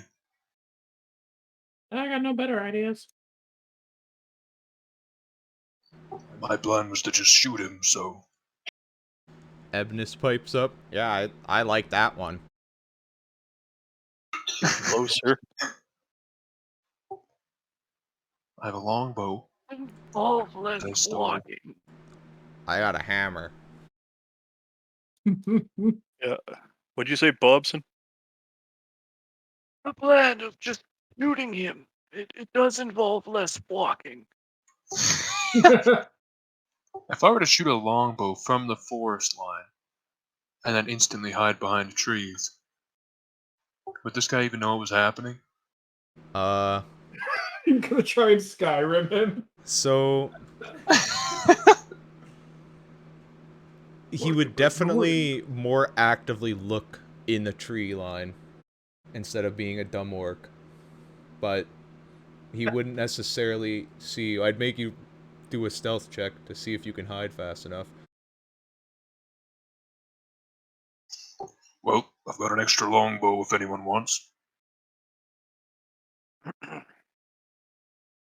Afraid I don't have That's- the grip strength left. I guess I could take that. Okay, Not a Longbow is simple taller weapon, than so I no am. one will use it worth a shit. I also give you 15 arrows. Been a long time since I've used one of these. I used to use one of those, but I kind of didn't need it as much. Garden caravans.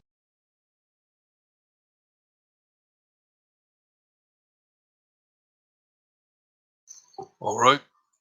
Anyone who could hit him from here on 3? That's pretty much you two. I can Good ready a throw. firebolt. How far are we away? About 100 feet. Well, 100 not about feet. 100 feet exactly.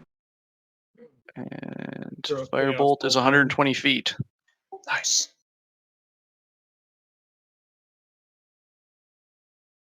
Can Wendell do anything? Yeah, I can throw a chaos bolt at him.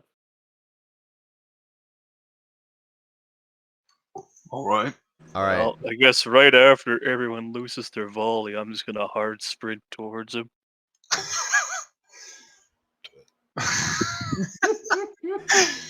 All right. Okay. Are you telling us that as part of the plan? Yeah. Okay, so we're all gonna That- fire and then Alright. start running. So Why are we taking him out stealthily if we're just going to give up our advantage? Why don't we then just sneak into the camp? That require more walking. Mm. We could get off some pretty good damage before he even knows we're here. I'd say we try I feel shooting like at him if- stealthily until he notices us. I don't know. If I was on guard duty and I just got shot at, hit or not, by 2 arrows and a firebolt, I think I'd sound the alarm. Whether I could see the guys or not. Is he sitting on a stump or is that a sword Assuming we drill? don't just kill him outright. it's a little And if we stool. kill him outright, he's the only one I'd watch, so I'm not That's blowing why any we cover don't anyway. just start sprinting immediately. They could hear us. They won't hear shit. Hearing 2 Very dudes in good plate point. mail? I didn't say the rest of you were coming. I don't know. Put your guys however you would be sitting. This Now was that- just so I could do something as we're fucking this guy up, because if we don't kill him, the alarm's going off. And if we do kill him, well, I could climb up and let you know if there's anyone else up there. Alright. On 3. All right, that's your Wait, are we tree line. firing? Are we firing on 3 or after 3? 3! Ah! Fire chaos bolt. Oh my god. I'm gonna spend charge of foreknowledge for advantage. All right. Holy fuck, we're smoking him. 17. Okay. So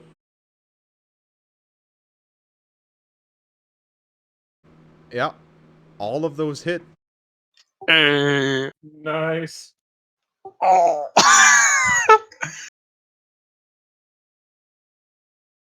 Oof. Oh, I got 2/2, so it jumps. To what? If there's another creature in 30 feet of it.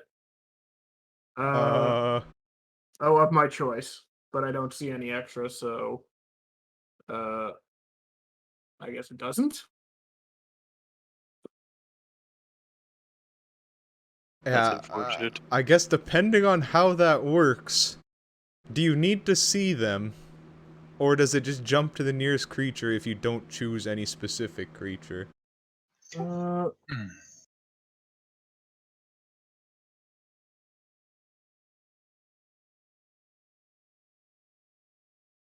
Creature of my choice. Doesn't say I have to see them.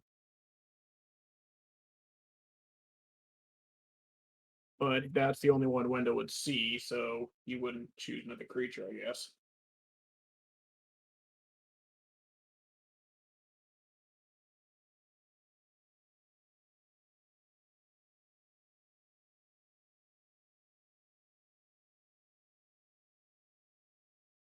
Alright, Brian, Uh, you decide. Does it auto bounce? Well, apparently it does auto bounce. Oh, Because you don't get to choose to have it not bounce. shit. All You right. have to choose another creature, but can't choose no creature. Ooh. All right. Closest other creature in 30 feet of him, I guess. Alright. I love that it's his wild magic that screws up our stealth. So,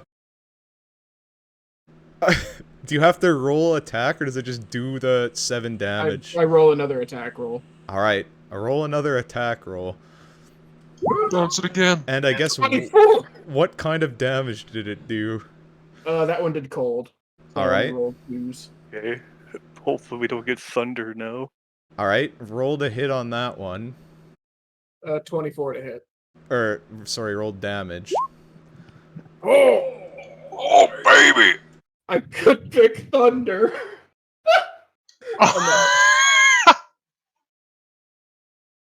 I kind of want to, but I won't. Just fucking ruins everything. Fucking nuke goes off in the. Alright. So, a volley of attacks hits this orc. The first one hits his left arm and he kind of staggers a little bit and then immediately gets hit in the chest with a firebolt, followed by an arrow and a cold bolt. The cold bolt strikes right through him, continuing off, and then it curls into psychic damage, Yeah, give someone a real bad headache. and it goes like straight down. I guess these cliffs are only about 10 feet tall, Checks out. and it goes straight down into that guy who's you can't actually see because of a little bit of a hill. So you can see like the top of the fence. And from where you're sitting, you guys see this guy kind of just stagger forward and fall off of this cliff. Oh! And silence. Holy shit. It actually worked. Hey, we got him. And the other guy just got a headache, so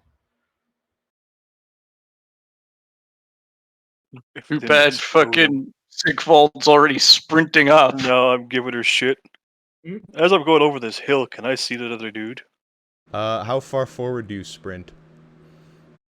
I don't know. My 90 could reach him anywhere there, so I don't know here. Alright, so as you get, kind of about here, you crest the hill enough with how tall you are, that you just see a headless orc laying on the ground.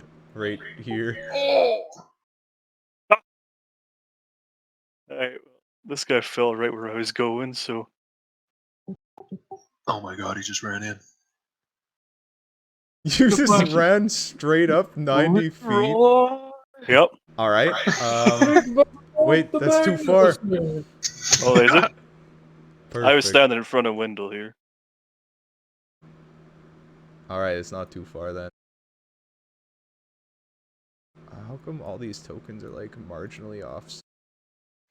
No, you should have waited. All right, so you sprint 90 feet forward, and I guess as you do crest that hill, I need you guys to roll initiative. Oh, we're so far away. Yes, perfect initiative roll. Hey. Hey.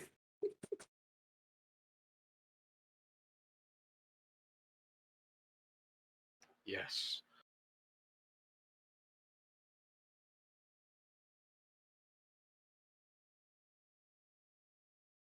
Alright,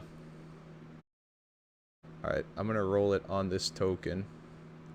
I guess I'm not gonna delete him, I'm just gonna leave him there. Is anyone else actually aware of this? Or are we... Oh, I haven't revealed things yet. Oh, okay. There's just another guy over here. Since being we're like, rolling "What the initiative, fuck?" I think that they know we're here. Yeah.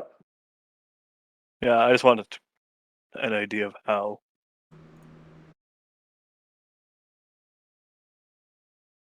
That'd be how. There we go. They just watch him sprinting up the hill. Perfect. And they were both kind of like, I guess all of these guys are like sitting on the ground on little stools. And then their buddy just dies and another head explodes off. And they don't at all see that. And then the guy runs over a hill. Wear the Sigvald should have bathrobe. fucking. Sigvald should have pointed finger guns at him. Don't fucking move. I'll do it to you too. That's actually what I was gonna do once I got the go here. Alright. 1 sec.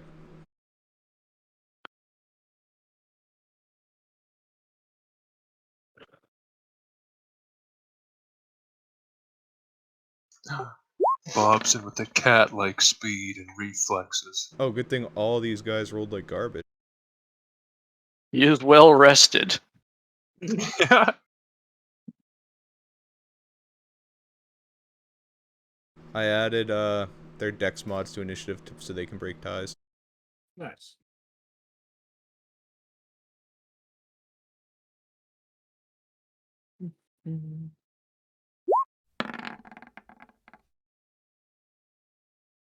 No.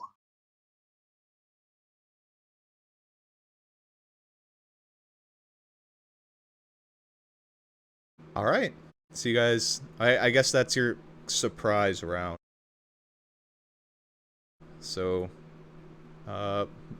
Bobson, what do you do?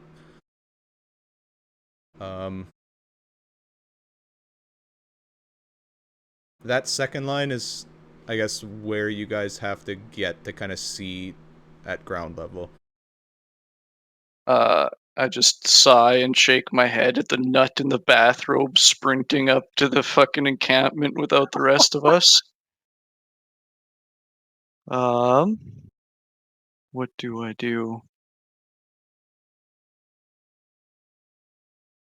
I guess I would move up my 25 feet.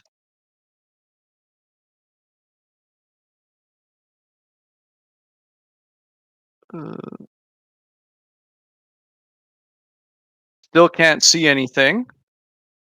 So Bobson doesn't dash for anybody. Yeah, that's his turn. I respect it. Alright. So Logan, your surprise round was sprinting up there, and now that you're there, what do you do? Okay, how close am I to that guy? No, if I want to get close. I actually am gonna do the finger gun thing and try to deceive him. Point my fingers at him and tell him I'll blow his head off too if he doesn't stay where he is. I'll remind you that he is completely oblivious to what happened to his two friends. Oh, He cannot see either of them from where he is. He just seen you. Alright. Well, I'll tell him his two friends are already dead, and if he doesn't want to join them, he'll drop his weapon. Alright. So roll me an intimidation check. Oh no.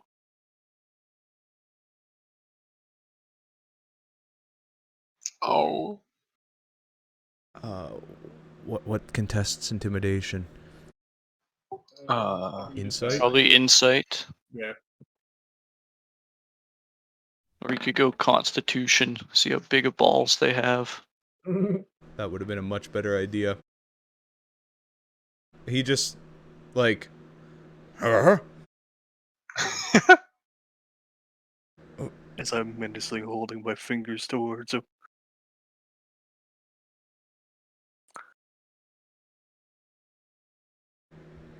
We won't chase, but you guys should leave. Or you should leave.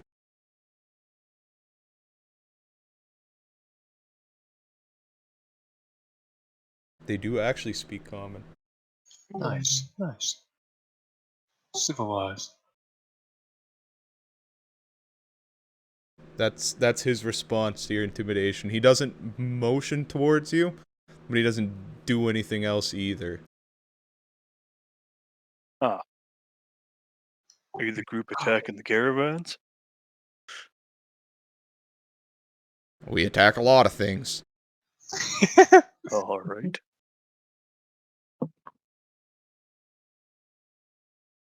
Alright. Well, that's everything. My intimidation check failed. So, Well, I mean, it didn't fail. It just didn't make him just retreat. he's still holding his weapon. So, yeah. He hasn't pulled his weapon out yet. Yeah. But he's just go. So. And I Yeah, can't but move it's their anyway. turn next. So I'll see what he does. If he comes after me, I guess I'm moving, but that's it. Alright.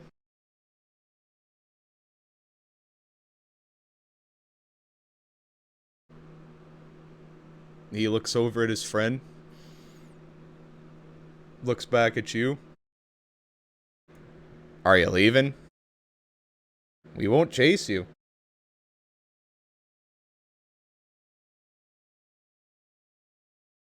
I don't have much to say about that. I told him to drop his weapon, and He didn't draw one. he's still keeping it on his fucking belt. So, you can still drop a weapon if you're not holding it, just like the old westerns where they take their belt off.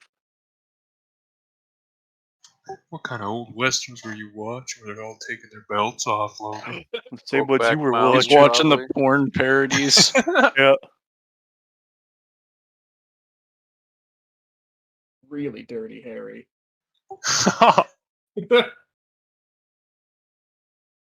good, the bad, and the thick. Oh, yeah. Yep.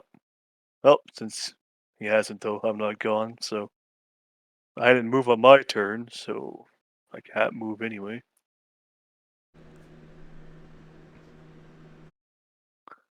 I don't know much of a reply for him.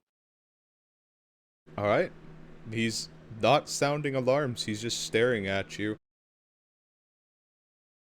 Nice, your intimidation. Give us an extra turn.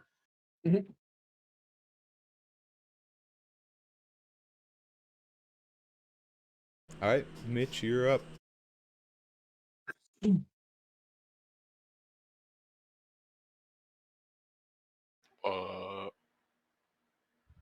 I guess I'll dash.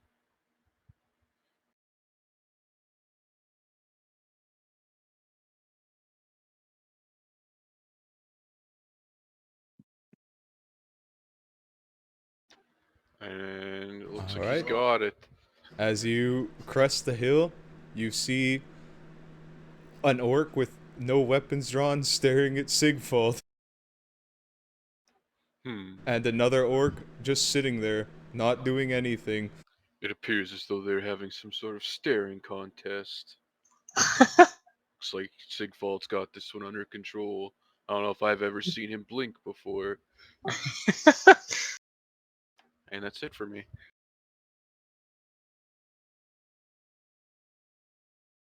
Alright, Gringus.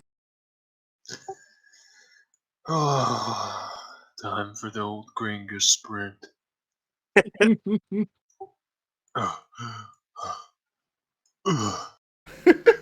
That's it. You see the same thing. I'm just gonna lean against a nearby stump.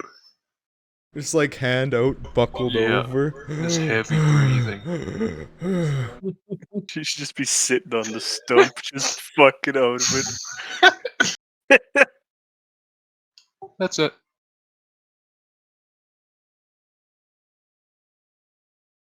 Did Alright. you roll initiative for our buddy back there? Nope, I forgot. I guess I should just let one of you guys play him.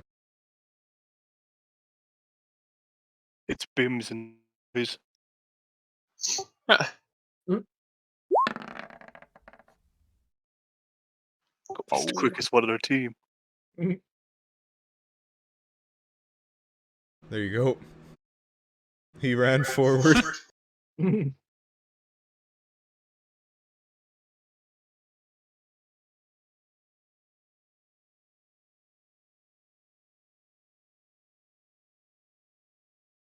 Alright.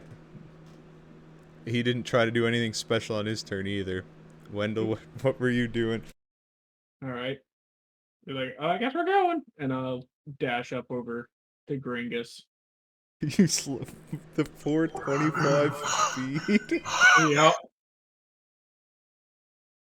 Give Gringus a little bit of a sip from my water skin. Oh. Thank you.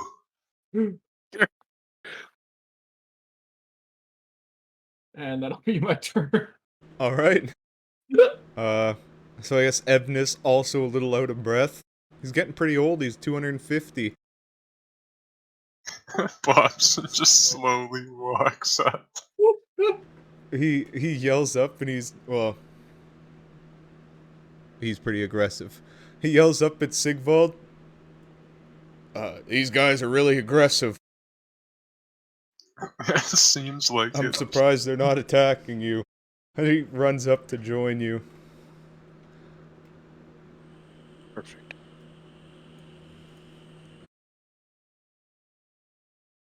But that's his whole turn as he's like dying from sprinting in his plate. Yeah. Alright, Bobson.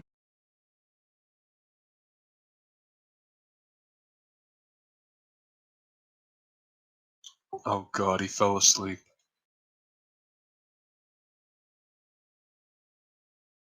I was muted. Yeah, I shuffle up and up to the crest of the hill, another 25 feet.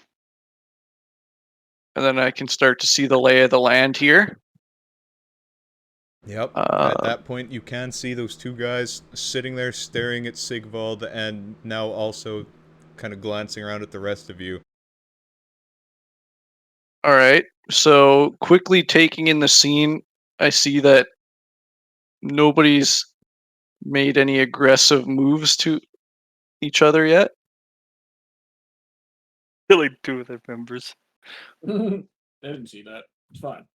Yeah, they are Okay. still oblivious to that, other than taking Logan's word. All right. I am just going to ready a spell cast here. If shit goes down, I'm going to summon a flaming sphere. Alright. He's gonna plug the hole. So, like, if somebody else aggresses, you're gonna Flaming Sphere? That's right. Alright. Well. That's what it. do you do, Sigvald? Alright. I'm still looking at this guy. As you can see, I'm not alone. This could get a lot worse for you if you don't surrender.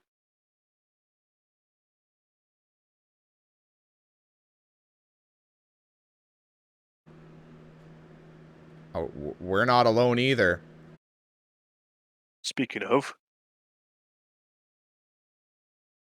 I'll take a look in camp up there with 15 feet of movement. All What right. can I see? So it would take about 10 feet of movement to get up the hill, and then another 10 feet to get over there. So it'd be like 20. Yeah. All right. So as you crest the hill, you see 2 more sitting there, and a lot of tents with closed flaps. I guess looking around the camp, I mean, you notice the caravan. I guess this fire is lit, and they are cooking what appears to be horse meat on it. Oh. I guess the only other thing of note that isn't on this map is this kind of thing here at the back is like an opening into the hill. Okay. A cave?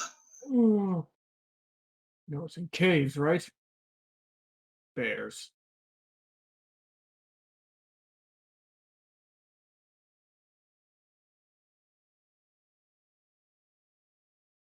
The 10-foot drop off here, I could just jump, eh? Yeah, like you could move to the edge and just jump down, since you're not running up the wall. And I don't think that's a far enough fall for you to take fall damage, so... Yeah, should be short enough. My slow resistance now. Slow fall. Alright, well, I'll let the boys know that there could be potentially like 12 more people we gotta fight besides these 2. Yeah, yeah. What? Oh god. I guess as you say 12, Ebnis pipes up, well, I killed 2. Alright. And we already Yeah. killed 2. Well, I shout back at them. That's only half our party, the other half are still coming.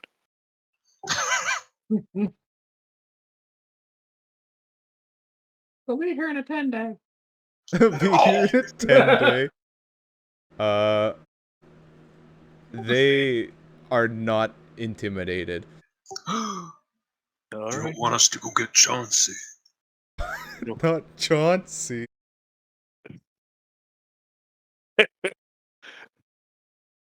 Well, Alright. that's it. Oh, I guess we're fucking boys. Well, time to do the job we're paid for. Alright. I would like to rage.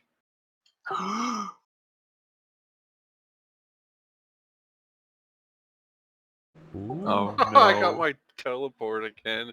Nice. Alright, I'm gonna attack this guy recklessly. Give him the good old poke. Alright, yeah, roll to hit. —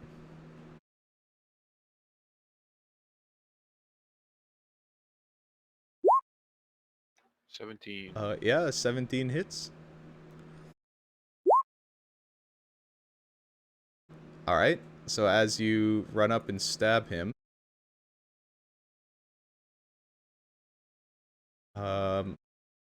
he lets out a pretty guttural, I guess roar as best as I could describe it, and starts standing up. Although, That shit's going down. I'm unleashing the flaming spear. yep.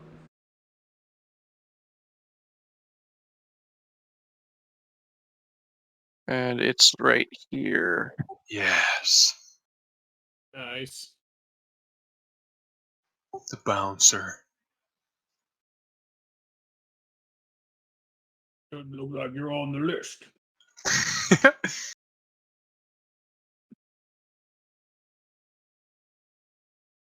Can you move that sphere or no? Oh, I can move it as a bonus action. No, I mean like the one I put there. No.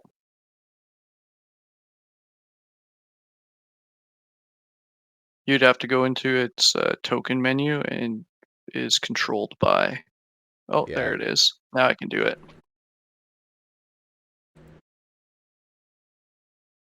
All right. So what's okay? I fucking need to remember flaming sphere.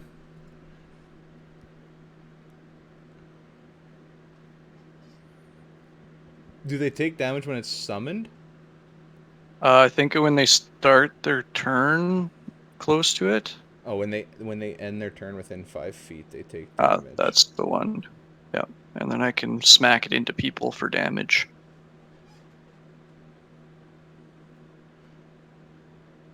Oh, and it can climb walls. Yeah. That's pretty cool. All right.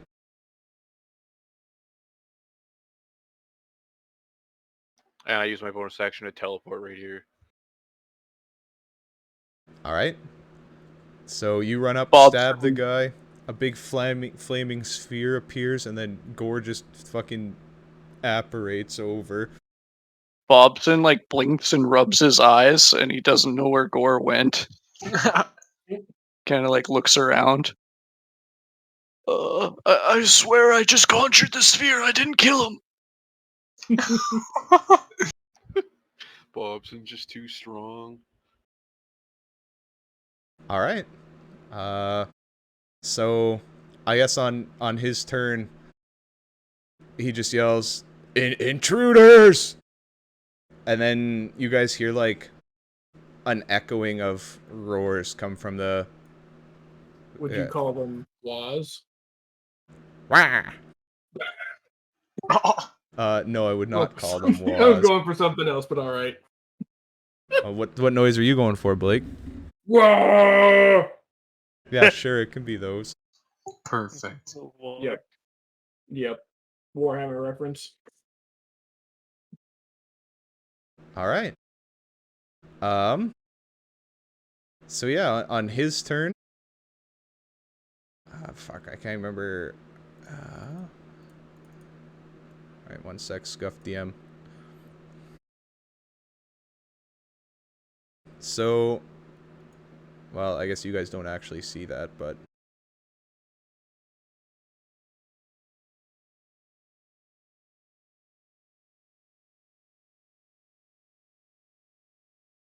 Oh, yeah, okay. So yeah, you guys hear that the echoing of wargs. Mhm. And then they're both gonna run in the same general direction.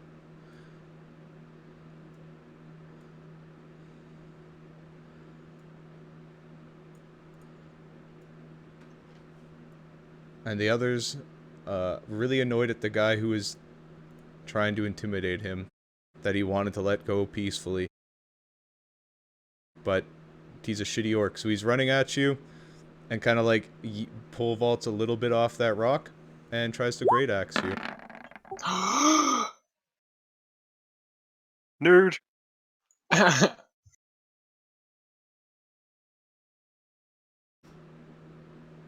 I'm assuming that misses then.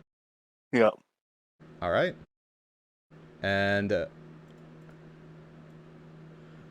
well, they're not the smartest creatures, but they are really fast. So orcs have. Oops. They have aggressive, I think, is the thing. Yep. So he moves to there, scans around, and then he's just sprinting at the closest, so he's going to hit this guy. And misses.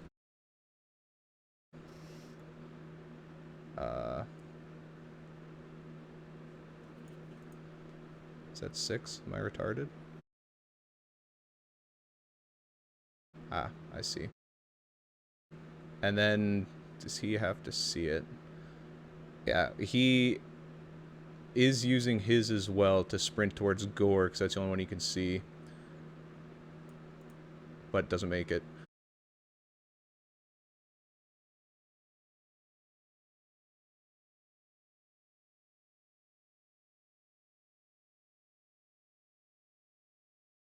And that's it. And Gringus, you're up.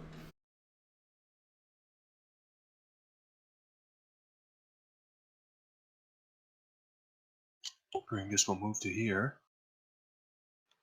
And then unleash his girth. Earthquake. Blurp.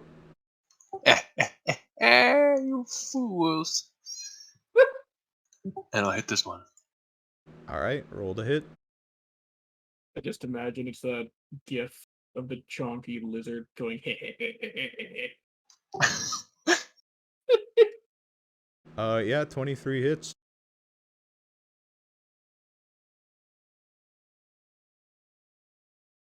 Yeah, alright. You grow and you're still a little bit out of breath, and you kind of let out like a and it's not, it connects,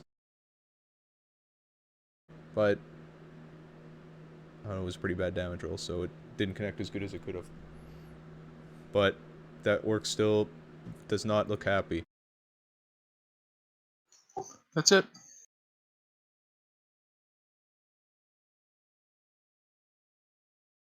Alright, Wendell Mosspot. That's me. Wait a minute, no, it isn't. All right, that's what we're gonna do. Wendell's gonna mosey up his 25 feet, and he's gonna cast Bane on these three. Oh? Alright, you want to click Bane for me so I remember what it does? They have to make charisma saving throws. Alright, so it's left to right. So the top one, and then, you know. Okay. Oh, fuck, I closed the orc character sheet.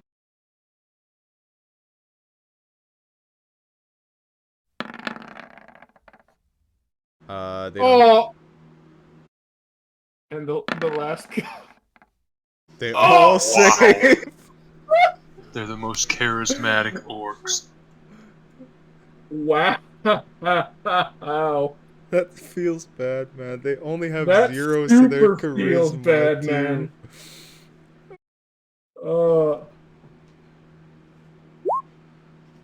Wow. Alright. All right.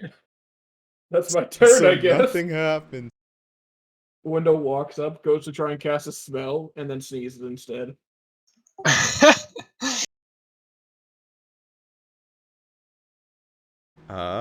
Alright, so Ebnis gonna pull out his big warhammer.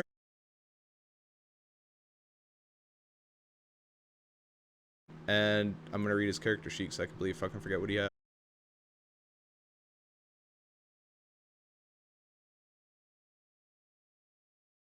You got Bane of Orcs. He always lands critical hits on attack rolls against orcs. Yep.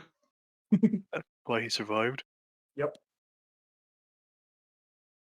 Alright, well, it's a good thing I read him, because actually he could have did something, but I fucked up. Alright. He takes his his fucking big old hammer and just goes for the big old two-handed warhammer on the guy right in front of him. Hello? Oh, there it goes. Hello? Alright, that looks set up right. And a 15 does hit these little shits. And he's gonna go for a big ol' 4 damage. Nice. But he's a fighter, so he rerolls ones. He's a fighter. He rolls it again. Does he have two-handed weapon fighting, whatever the fuck it's called? Great weapon fighting? Yep. Nice. Nice. So yeah, he hits for 6.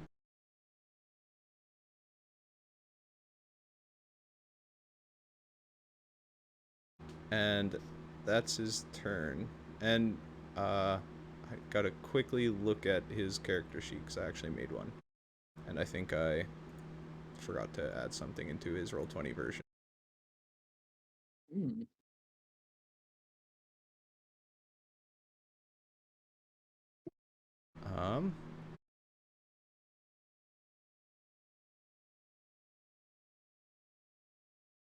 I guess, Bobson, you can go ahead, though. Okay. So he's gonna slam the flaming sphere into this orc here. Alright. Yeah, roll its damage. Okay. Or I guess it's a dex save, right? Yeah.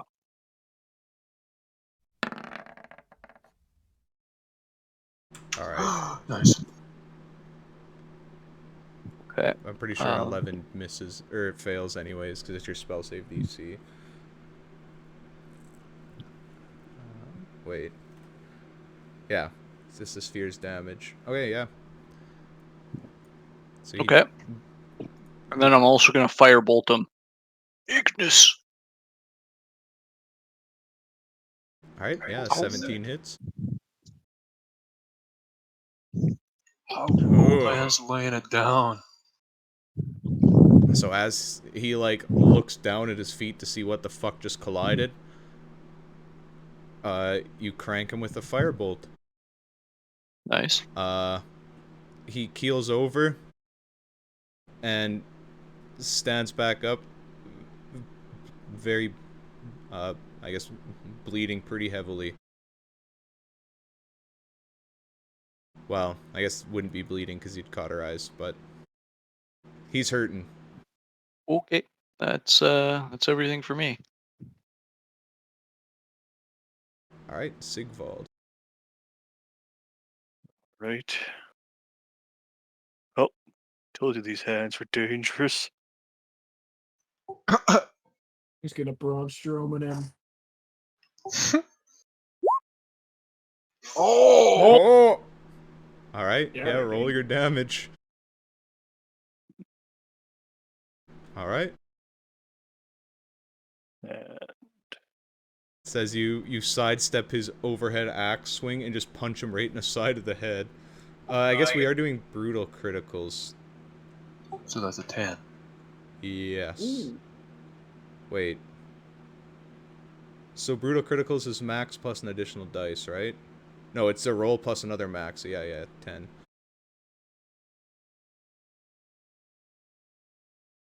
All right. He's still alive. He, like, cranks his head against the rock beside him and, like, staggers up, but pretty fucking almost dead.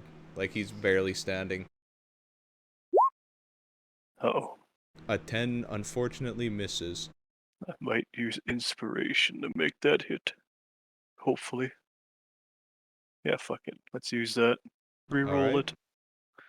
Even worse. Oh! A 6 also misses. As you fucking crank Oh. him aside the head, and then you didn't expect him to, like, bounce off the rock and miss. Yeah. Then is it a bonus action to use it? Yeah, you can just bonus action punch. That's what the second one was. Oh, right, multi-attack's level 5. Yeah. I Flurry of guess you blows I could didn't have use. key pointed to Fury of Blows, but I think it's too late after you attack. Yeah. And that was bonus action to punch, so that's everything.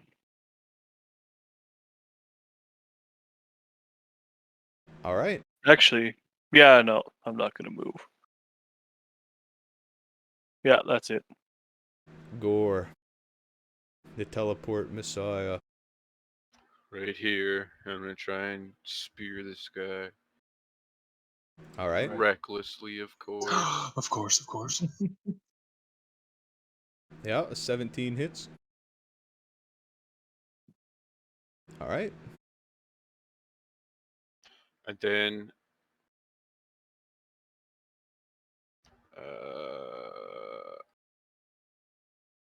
I'm going to teleport on top of the wall here Aren't they spikes? Yeah, they are like Oh. sharpened logs. Okay, I won't do that. I'm going to teleport behind him. Whoa, man. All right. So you stab your lance into him, and as he like looks down at where the lance just struck him, there's no lance, and he has no idea where you went. And that's it.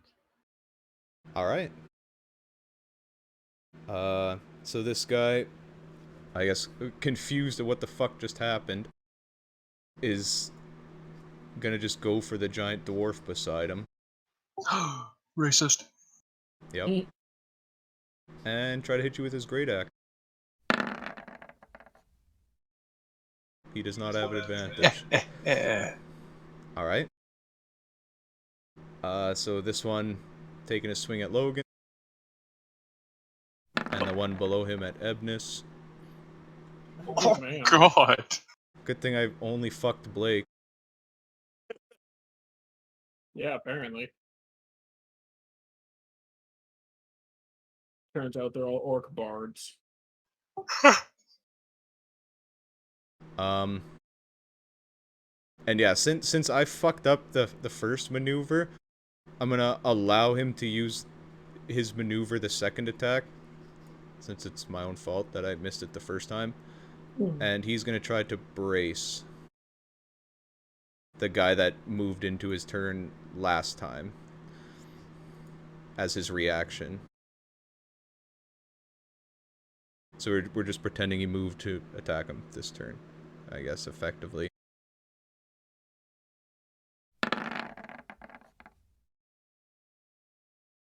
Nice. Alright. So he takes dirty old 2-handed damage. Alright. So yeah, he takes 15 damage from just getting near. And actually almost fucking near dies.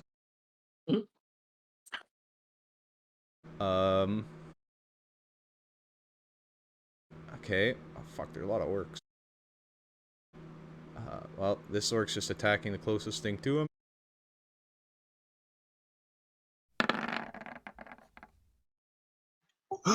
He hits.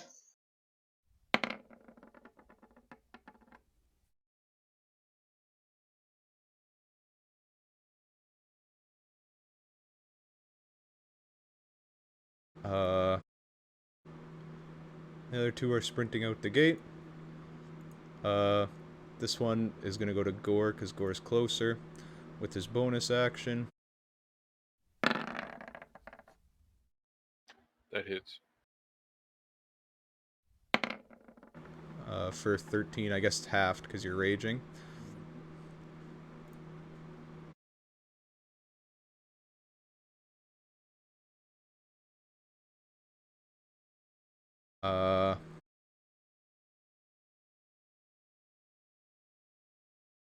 Well, and seeing the other two pretty occupied with his orcs, this one's going at Wendell. No! With a 10. That misses. Alright. Huh. And now it's Gringus's turn. So this one's super hurt. Yeah, that one, that, actually, both of the ones near you look pretty fucking hurt. The top one's marginally more than the bottom one. Alright. Yeah, 21 hits. As you fucking cut him in half. Shling! Grace. Now that you're not tired from jogging the 25 feet. That's all I can do. Alright. Wendell. Great.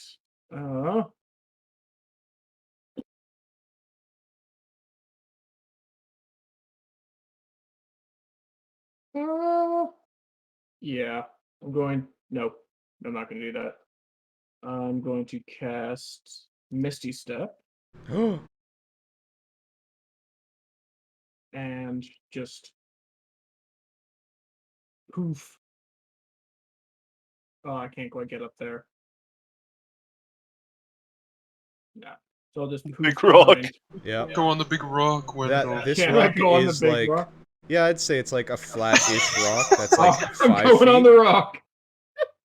Perfect. I poof up onto the rock. All right. Almost fall off as I try to gain balance. Yeah, so it's a little slippery. And then with my action, I'll cast Mind Sliver. At Yeah, this this guy one. just pissed down the hill onto that rock. That's why it's slippery. Oh no! All right. Want to click Mind Sliver for me again? I think it's a Right. Wisdom save. Intelligence. Oh, good. These guys aren't smart. Yeah. They're not charismatic Yeah, but either. fuck so- you, Oh Zach. my god! They have -2 int. Just can't land the spell today. The only thing that worked was Chaos Bolt. Alright, that's my turn. God damn. You killed a guy for free, so the game's Yeah, now that's just true. punishing you. Yep. All right. Again, you guys see the little spectral Wendell just like sprint up the rock. Ebnis. Going for the Warhammer on the same guy. Oh, Hit him. Yep. The 22 hits, and he gets, like, flattened. The dwarf just goes for a big swing right into this guy's head, and with the dwarf and orc height difference, it, like, hits him in the forehead, and it just, like, splits his skull as he falls back. like the old Looney Tunes cartoons where his face is just flat. Yep. Oh, There's, like, a little spattering of blood, and Ebnis just looks like he's fucking loving this. As he, I guess, steps over him to help Logan.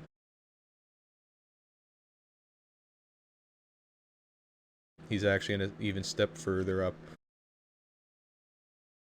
And that's Ebnis's turn.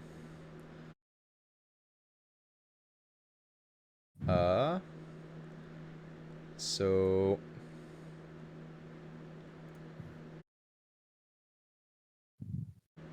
Wendell, yeah. how tall are you? Wendell is 3'2". Yeah. Alright. Oh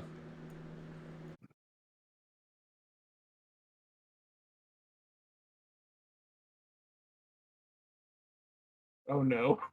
You see that guy emerge from his cave.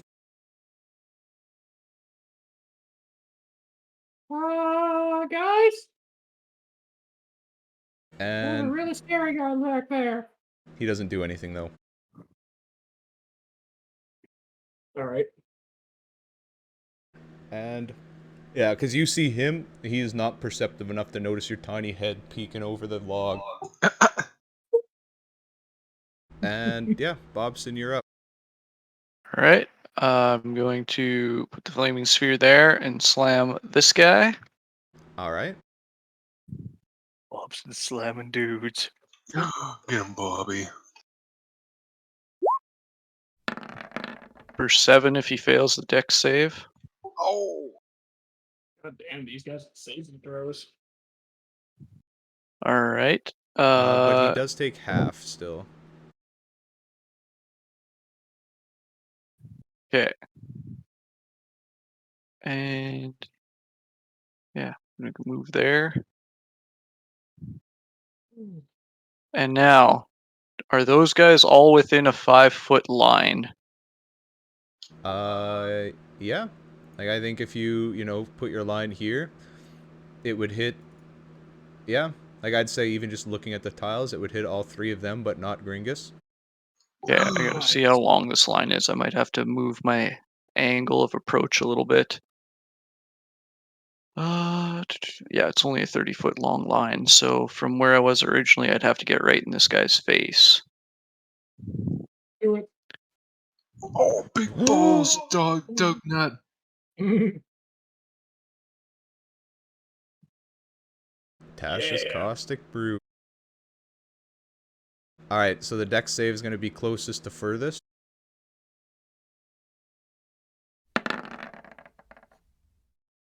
And they all fail. Yes. See how it is, Nice. orcs. They get green dot. Mm. So that just makes it so at the end of their turn they get fucked? That's the Start start of Oh, their start of turn. They their take turn. 2d4 acid. Nice. Alright. They can take an action to scrape the acid off rather than taking the damage on subsequent turns. So it's guaranteed the first damage goes through. Yeah. Makes sense. All right, and now that I'm standing right up in front of this brute, I was like, "Oh, sorry, I thought that would kill you. Don't hurt me." I will squish you like a bug. That was as threatening as I can be in an orc voice. Alright, Sigvald. The 13 actually just hits. Oh. Nice. He did. Wow. That's a big punch. He had 2 HP left from your last punch. All right. Which of these guys are least hurt? So this one, the middle one, looks almost dead. The other two look virtually untouched. Although covered in acid. All right. Need some help, Bobson. And I'll punch this thing. Nice. Alright.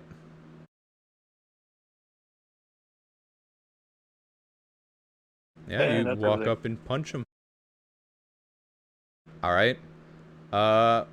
So, Wendell, Yeah. your tiny little head popping over. Yeah. You see a tent flap kind of open up, and a much larger orc step out It's the chief. as he does like a big stretch, and he yells, "Hey, quit making all that noise!" As he starts to move forward. I just go, oh, make that two. Two really scary guys. Although he doesn't actually notice you still. My God, I'm so short. Alright, yeah, that's all he does.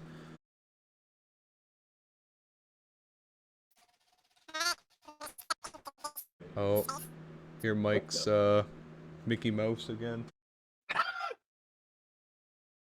How does that even happen? Pint, Corsair product, Lamau. Corsair Alright. headsets actually have really bad luck. Alright, I'm gonna step into this space and I'm gonna thrust at this guy recklessly. At the most weakened one? Bobson's advice from before resonates. I didn't hear what he said then. Oh, fair enough. Alright. Yeah, the 19 hits. Well,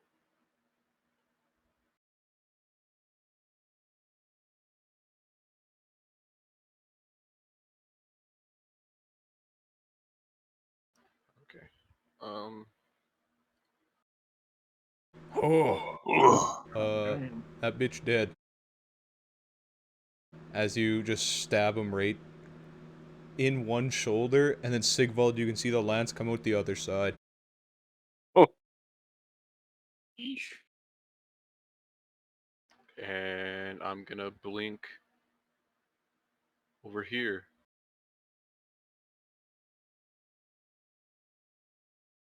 All right. So, their turn.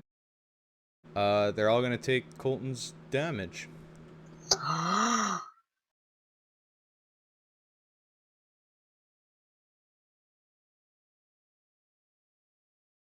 Nice.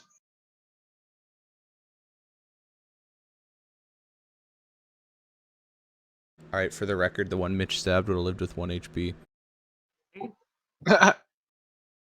Well, and that's he would have had to take the flaming sphere damage on the end of his turn unless he moved away from Gringus and took an opportunity attack.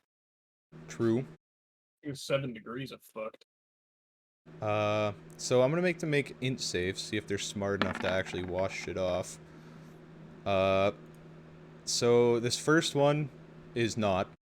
He just rees and swings at, who hit him last? Bobson, you I punched did. him, right? Or I not didn't punch Bobson, him. Sigvald. I guess you could count the acid burning him as Bobson, I guess, but Alright, I know how to settle it.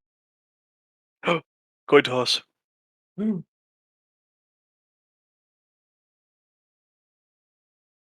Alright, he hits Bobson. Oh. Oh, Oh, lordy. oh man, no. Oh! For max damage. Ouch. Max. All right. I've got to make a Never con mind, it's not save here. max.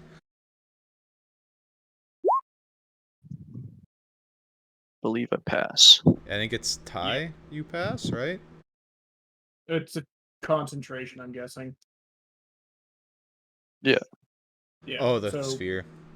Yeah. Alright. So the second guy, I guess either good or bad, is gonna use his action to try to wipe the acid off.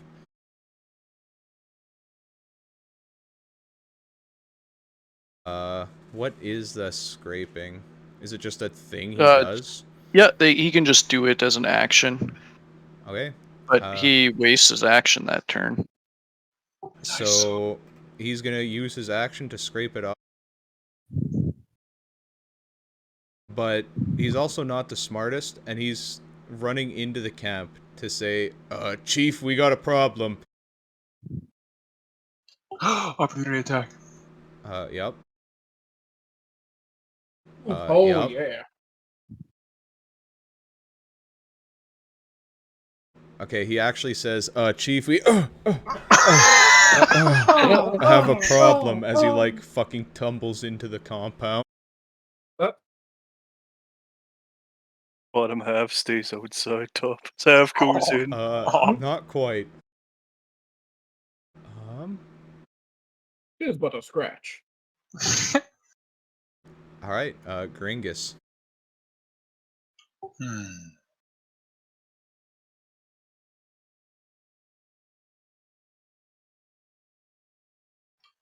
How tall am I when I'm large? That's a good question. Does he double in height? I don't know. Wouldn't he, I actually don't know. I mean, Guessing he... if he gets 4 times as large, I'd assume he gets 4 times as tall. That would make sense, yep. So, your height 20 times feet 4, tall? I guess. 3, 5, 4, 5. Well, you're big enough that you occupy 4 times the... Or, like... Yeah. I think it'd That's actually true, only too. be 10 feet, 2 times as tall. Because you grow 2 in each dimension. Yeah. So I'm 10'4". Yep. So can I see over these poles? Yep. You see the trouble that Wendell was alluding to. Can I then shoot this guy with a bow over top? He would Since be... he's also large. He's not large, he's just really tall. But, I'd say you can, but he'd have half cover. just because it's awkward as fuck to hold a bow at your eye, like 10. Like you'd have to hold the bow above your eye level, right? I'm gonna peek over this fence and shoot him. All right. Half cover's +2 AC, right? Yep. Yeah, 21 hits even with +2. And Gringus is gonna say, "Yield," as the arrow he fires glows red when it's flying and hits this guy. And you see fire pulsate out from where he gets hit and go down his arms to his hands and chain his wrists together. Ooh. Ooh. Inky.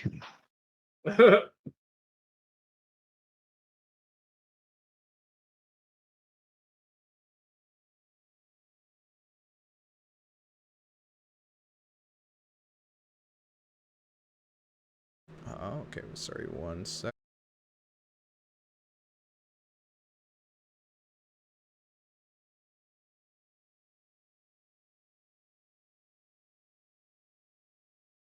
Alright, range 7 fiery shackles, takes an extra 2, which make a strength save. Okay, so you need to make a strength save. Yeah, or be restrained. He fails. Aha! Nice. Which is even funnier for Blake, because this guy's +6 to strength save. Oh, come on! And then, can I duck? So that I'm underneath the fence? Yeah, I'd say so. Okay. That's it for me. Alright, Wendell, you're up. Oh, this guy was dead, wasn't he? No, that's the guy that Catelyn hit, and he tumbled in, but didn't die. Oh, okay. Can I see these two here? You can definitely see this guy, but, like, at your eyes. Like, it'd be half cover to hit him from where you're standing, given you'd have to, like, put your hand above your head to cast in. But this guy, I would say, since he kind of tumbled in, you could not hit him with how tall you are. Alright. Because you're basically level with the fence. Like, you can see through, like, the log spokes. Okay. If I go over here, is that better? Yep. But you would have to make a 5-foot climb to get from where you are up to there. Oh no. Alright. So it's just difficult terrain. Yeah. Okay. It's Although it's 5'10". funny as fuck because he's tiny. Yeah. So I've got like 5 feet left, but it doesn't matter. Alright, I will head to there, and I will spend 1 sorcery point to twin spell. Oops. Mind Sliver at the 2 of them. Alright.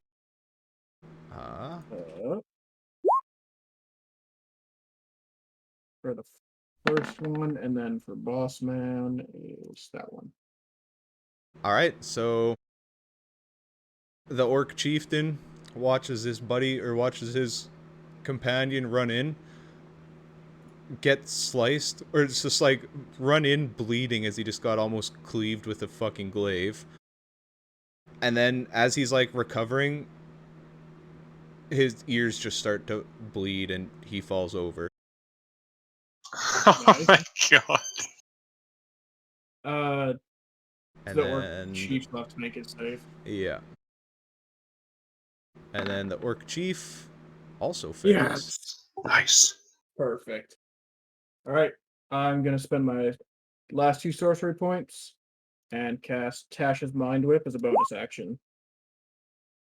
Another int save minus a d4 for him.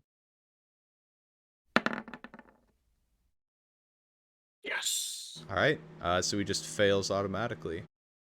Yep. So he takes 7 more psychic damage. And there's some other stuff that I'll read here. He can only move, take an action, or a bonus action. And he can't use his reaction until the end of its next turn. And that's Okay. Pretty good wombo there. Yeah. Yep. All right. So I guess with that, we're at the top of the order again. It's getting late, so I think we'll pause combat there and continue finishing this up next week. Put a shackles token on that guy so we remember. Good catch. He gets the chastity lock. Hey. Wait, what exactly does restrain do again? Fucks him His right up. speed is 0 and attacks against him have advantage. And he's got And he makes disadvantage on attacks with dex and disadvantage. attack rolls. Yeah. He's trapped in his own camp. What an idiot. All right. Yeah, we'll pause it there. GG.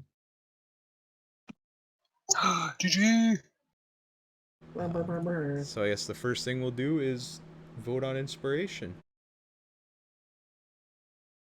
I'll actually fucking write it down this time.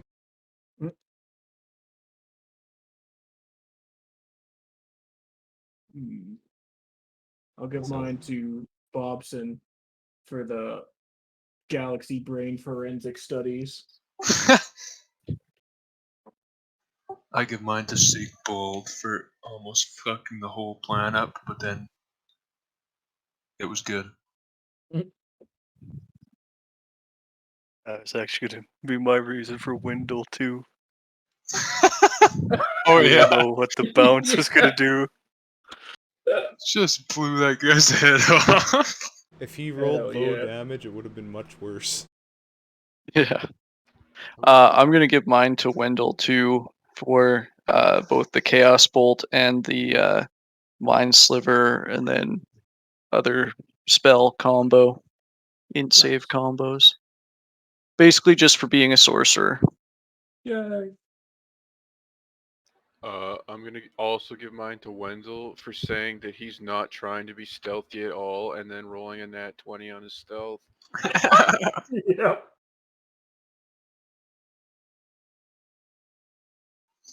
Looks like it's Good. Wendell.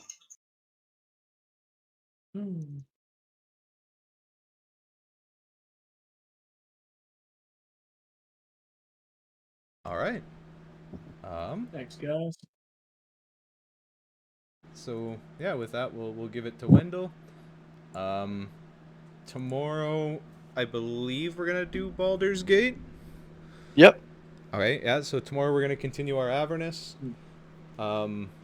Next week, Colton, are we gonna take the weekend off again because of the wedding planning, or do we want to still just do Saltmarsh and Blake's? I'll be out either way, so you guys can keep going if you want to play. But yeah, I'll be too busy planning the wedding for the end of the month here. Without the main character of the anime, how are we supposed to play? True. So I think then, depending on, well, we'll stream next Sunday something, either D&D or not, and then I'll let Blake be the call if he wants to continue his with people missing. If it's just one person, we should probably be all right. Nice. All right. Yeah, it turns out July's a busy month for us because we're also mostly busy at the end of the last weekend because of Colton's wedding. August 21st weekend's probably fucked too. What's that? Oh, Street Dads? That's a long time away. But we might be back by Sunday anyways. Yeah. But, alright. Yeah, thanks for watching, everybody. Peace. Thanks for tuning in. See you all tomorrow.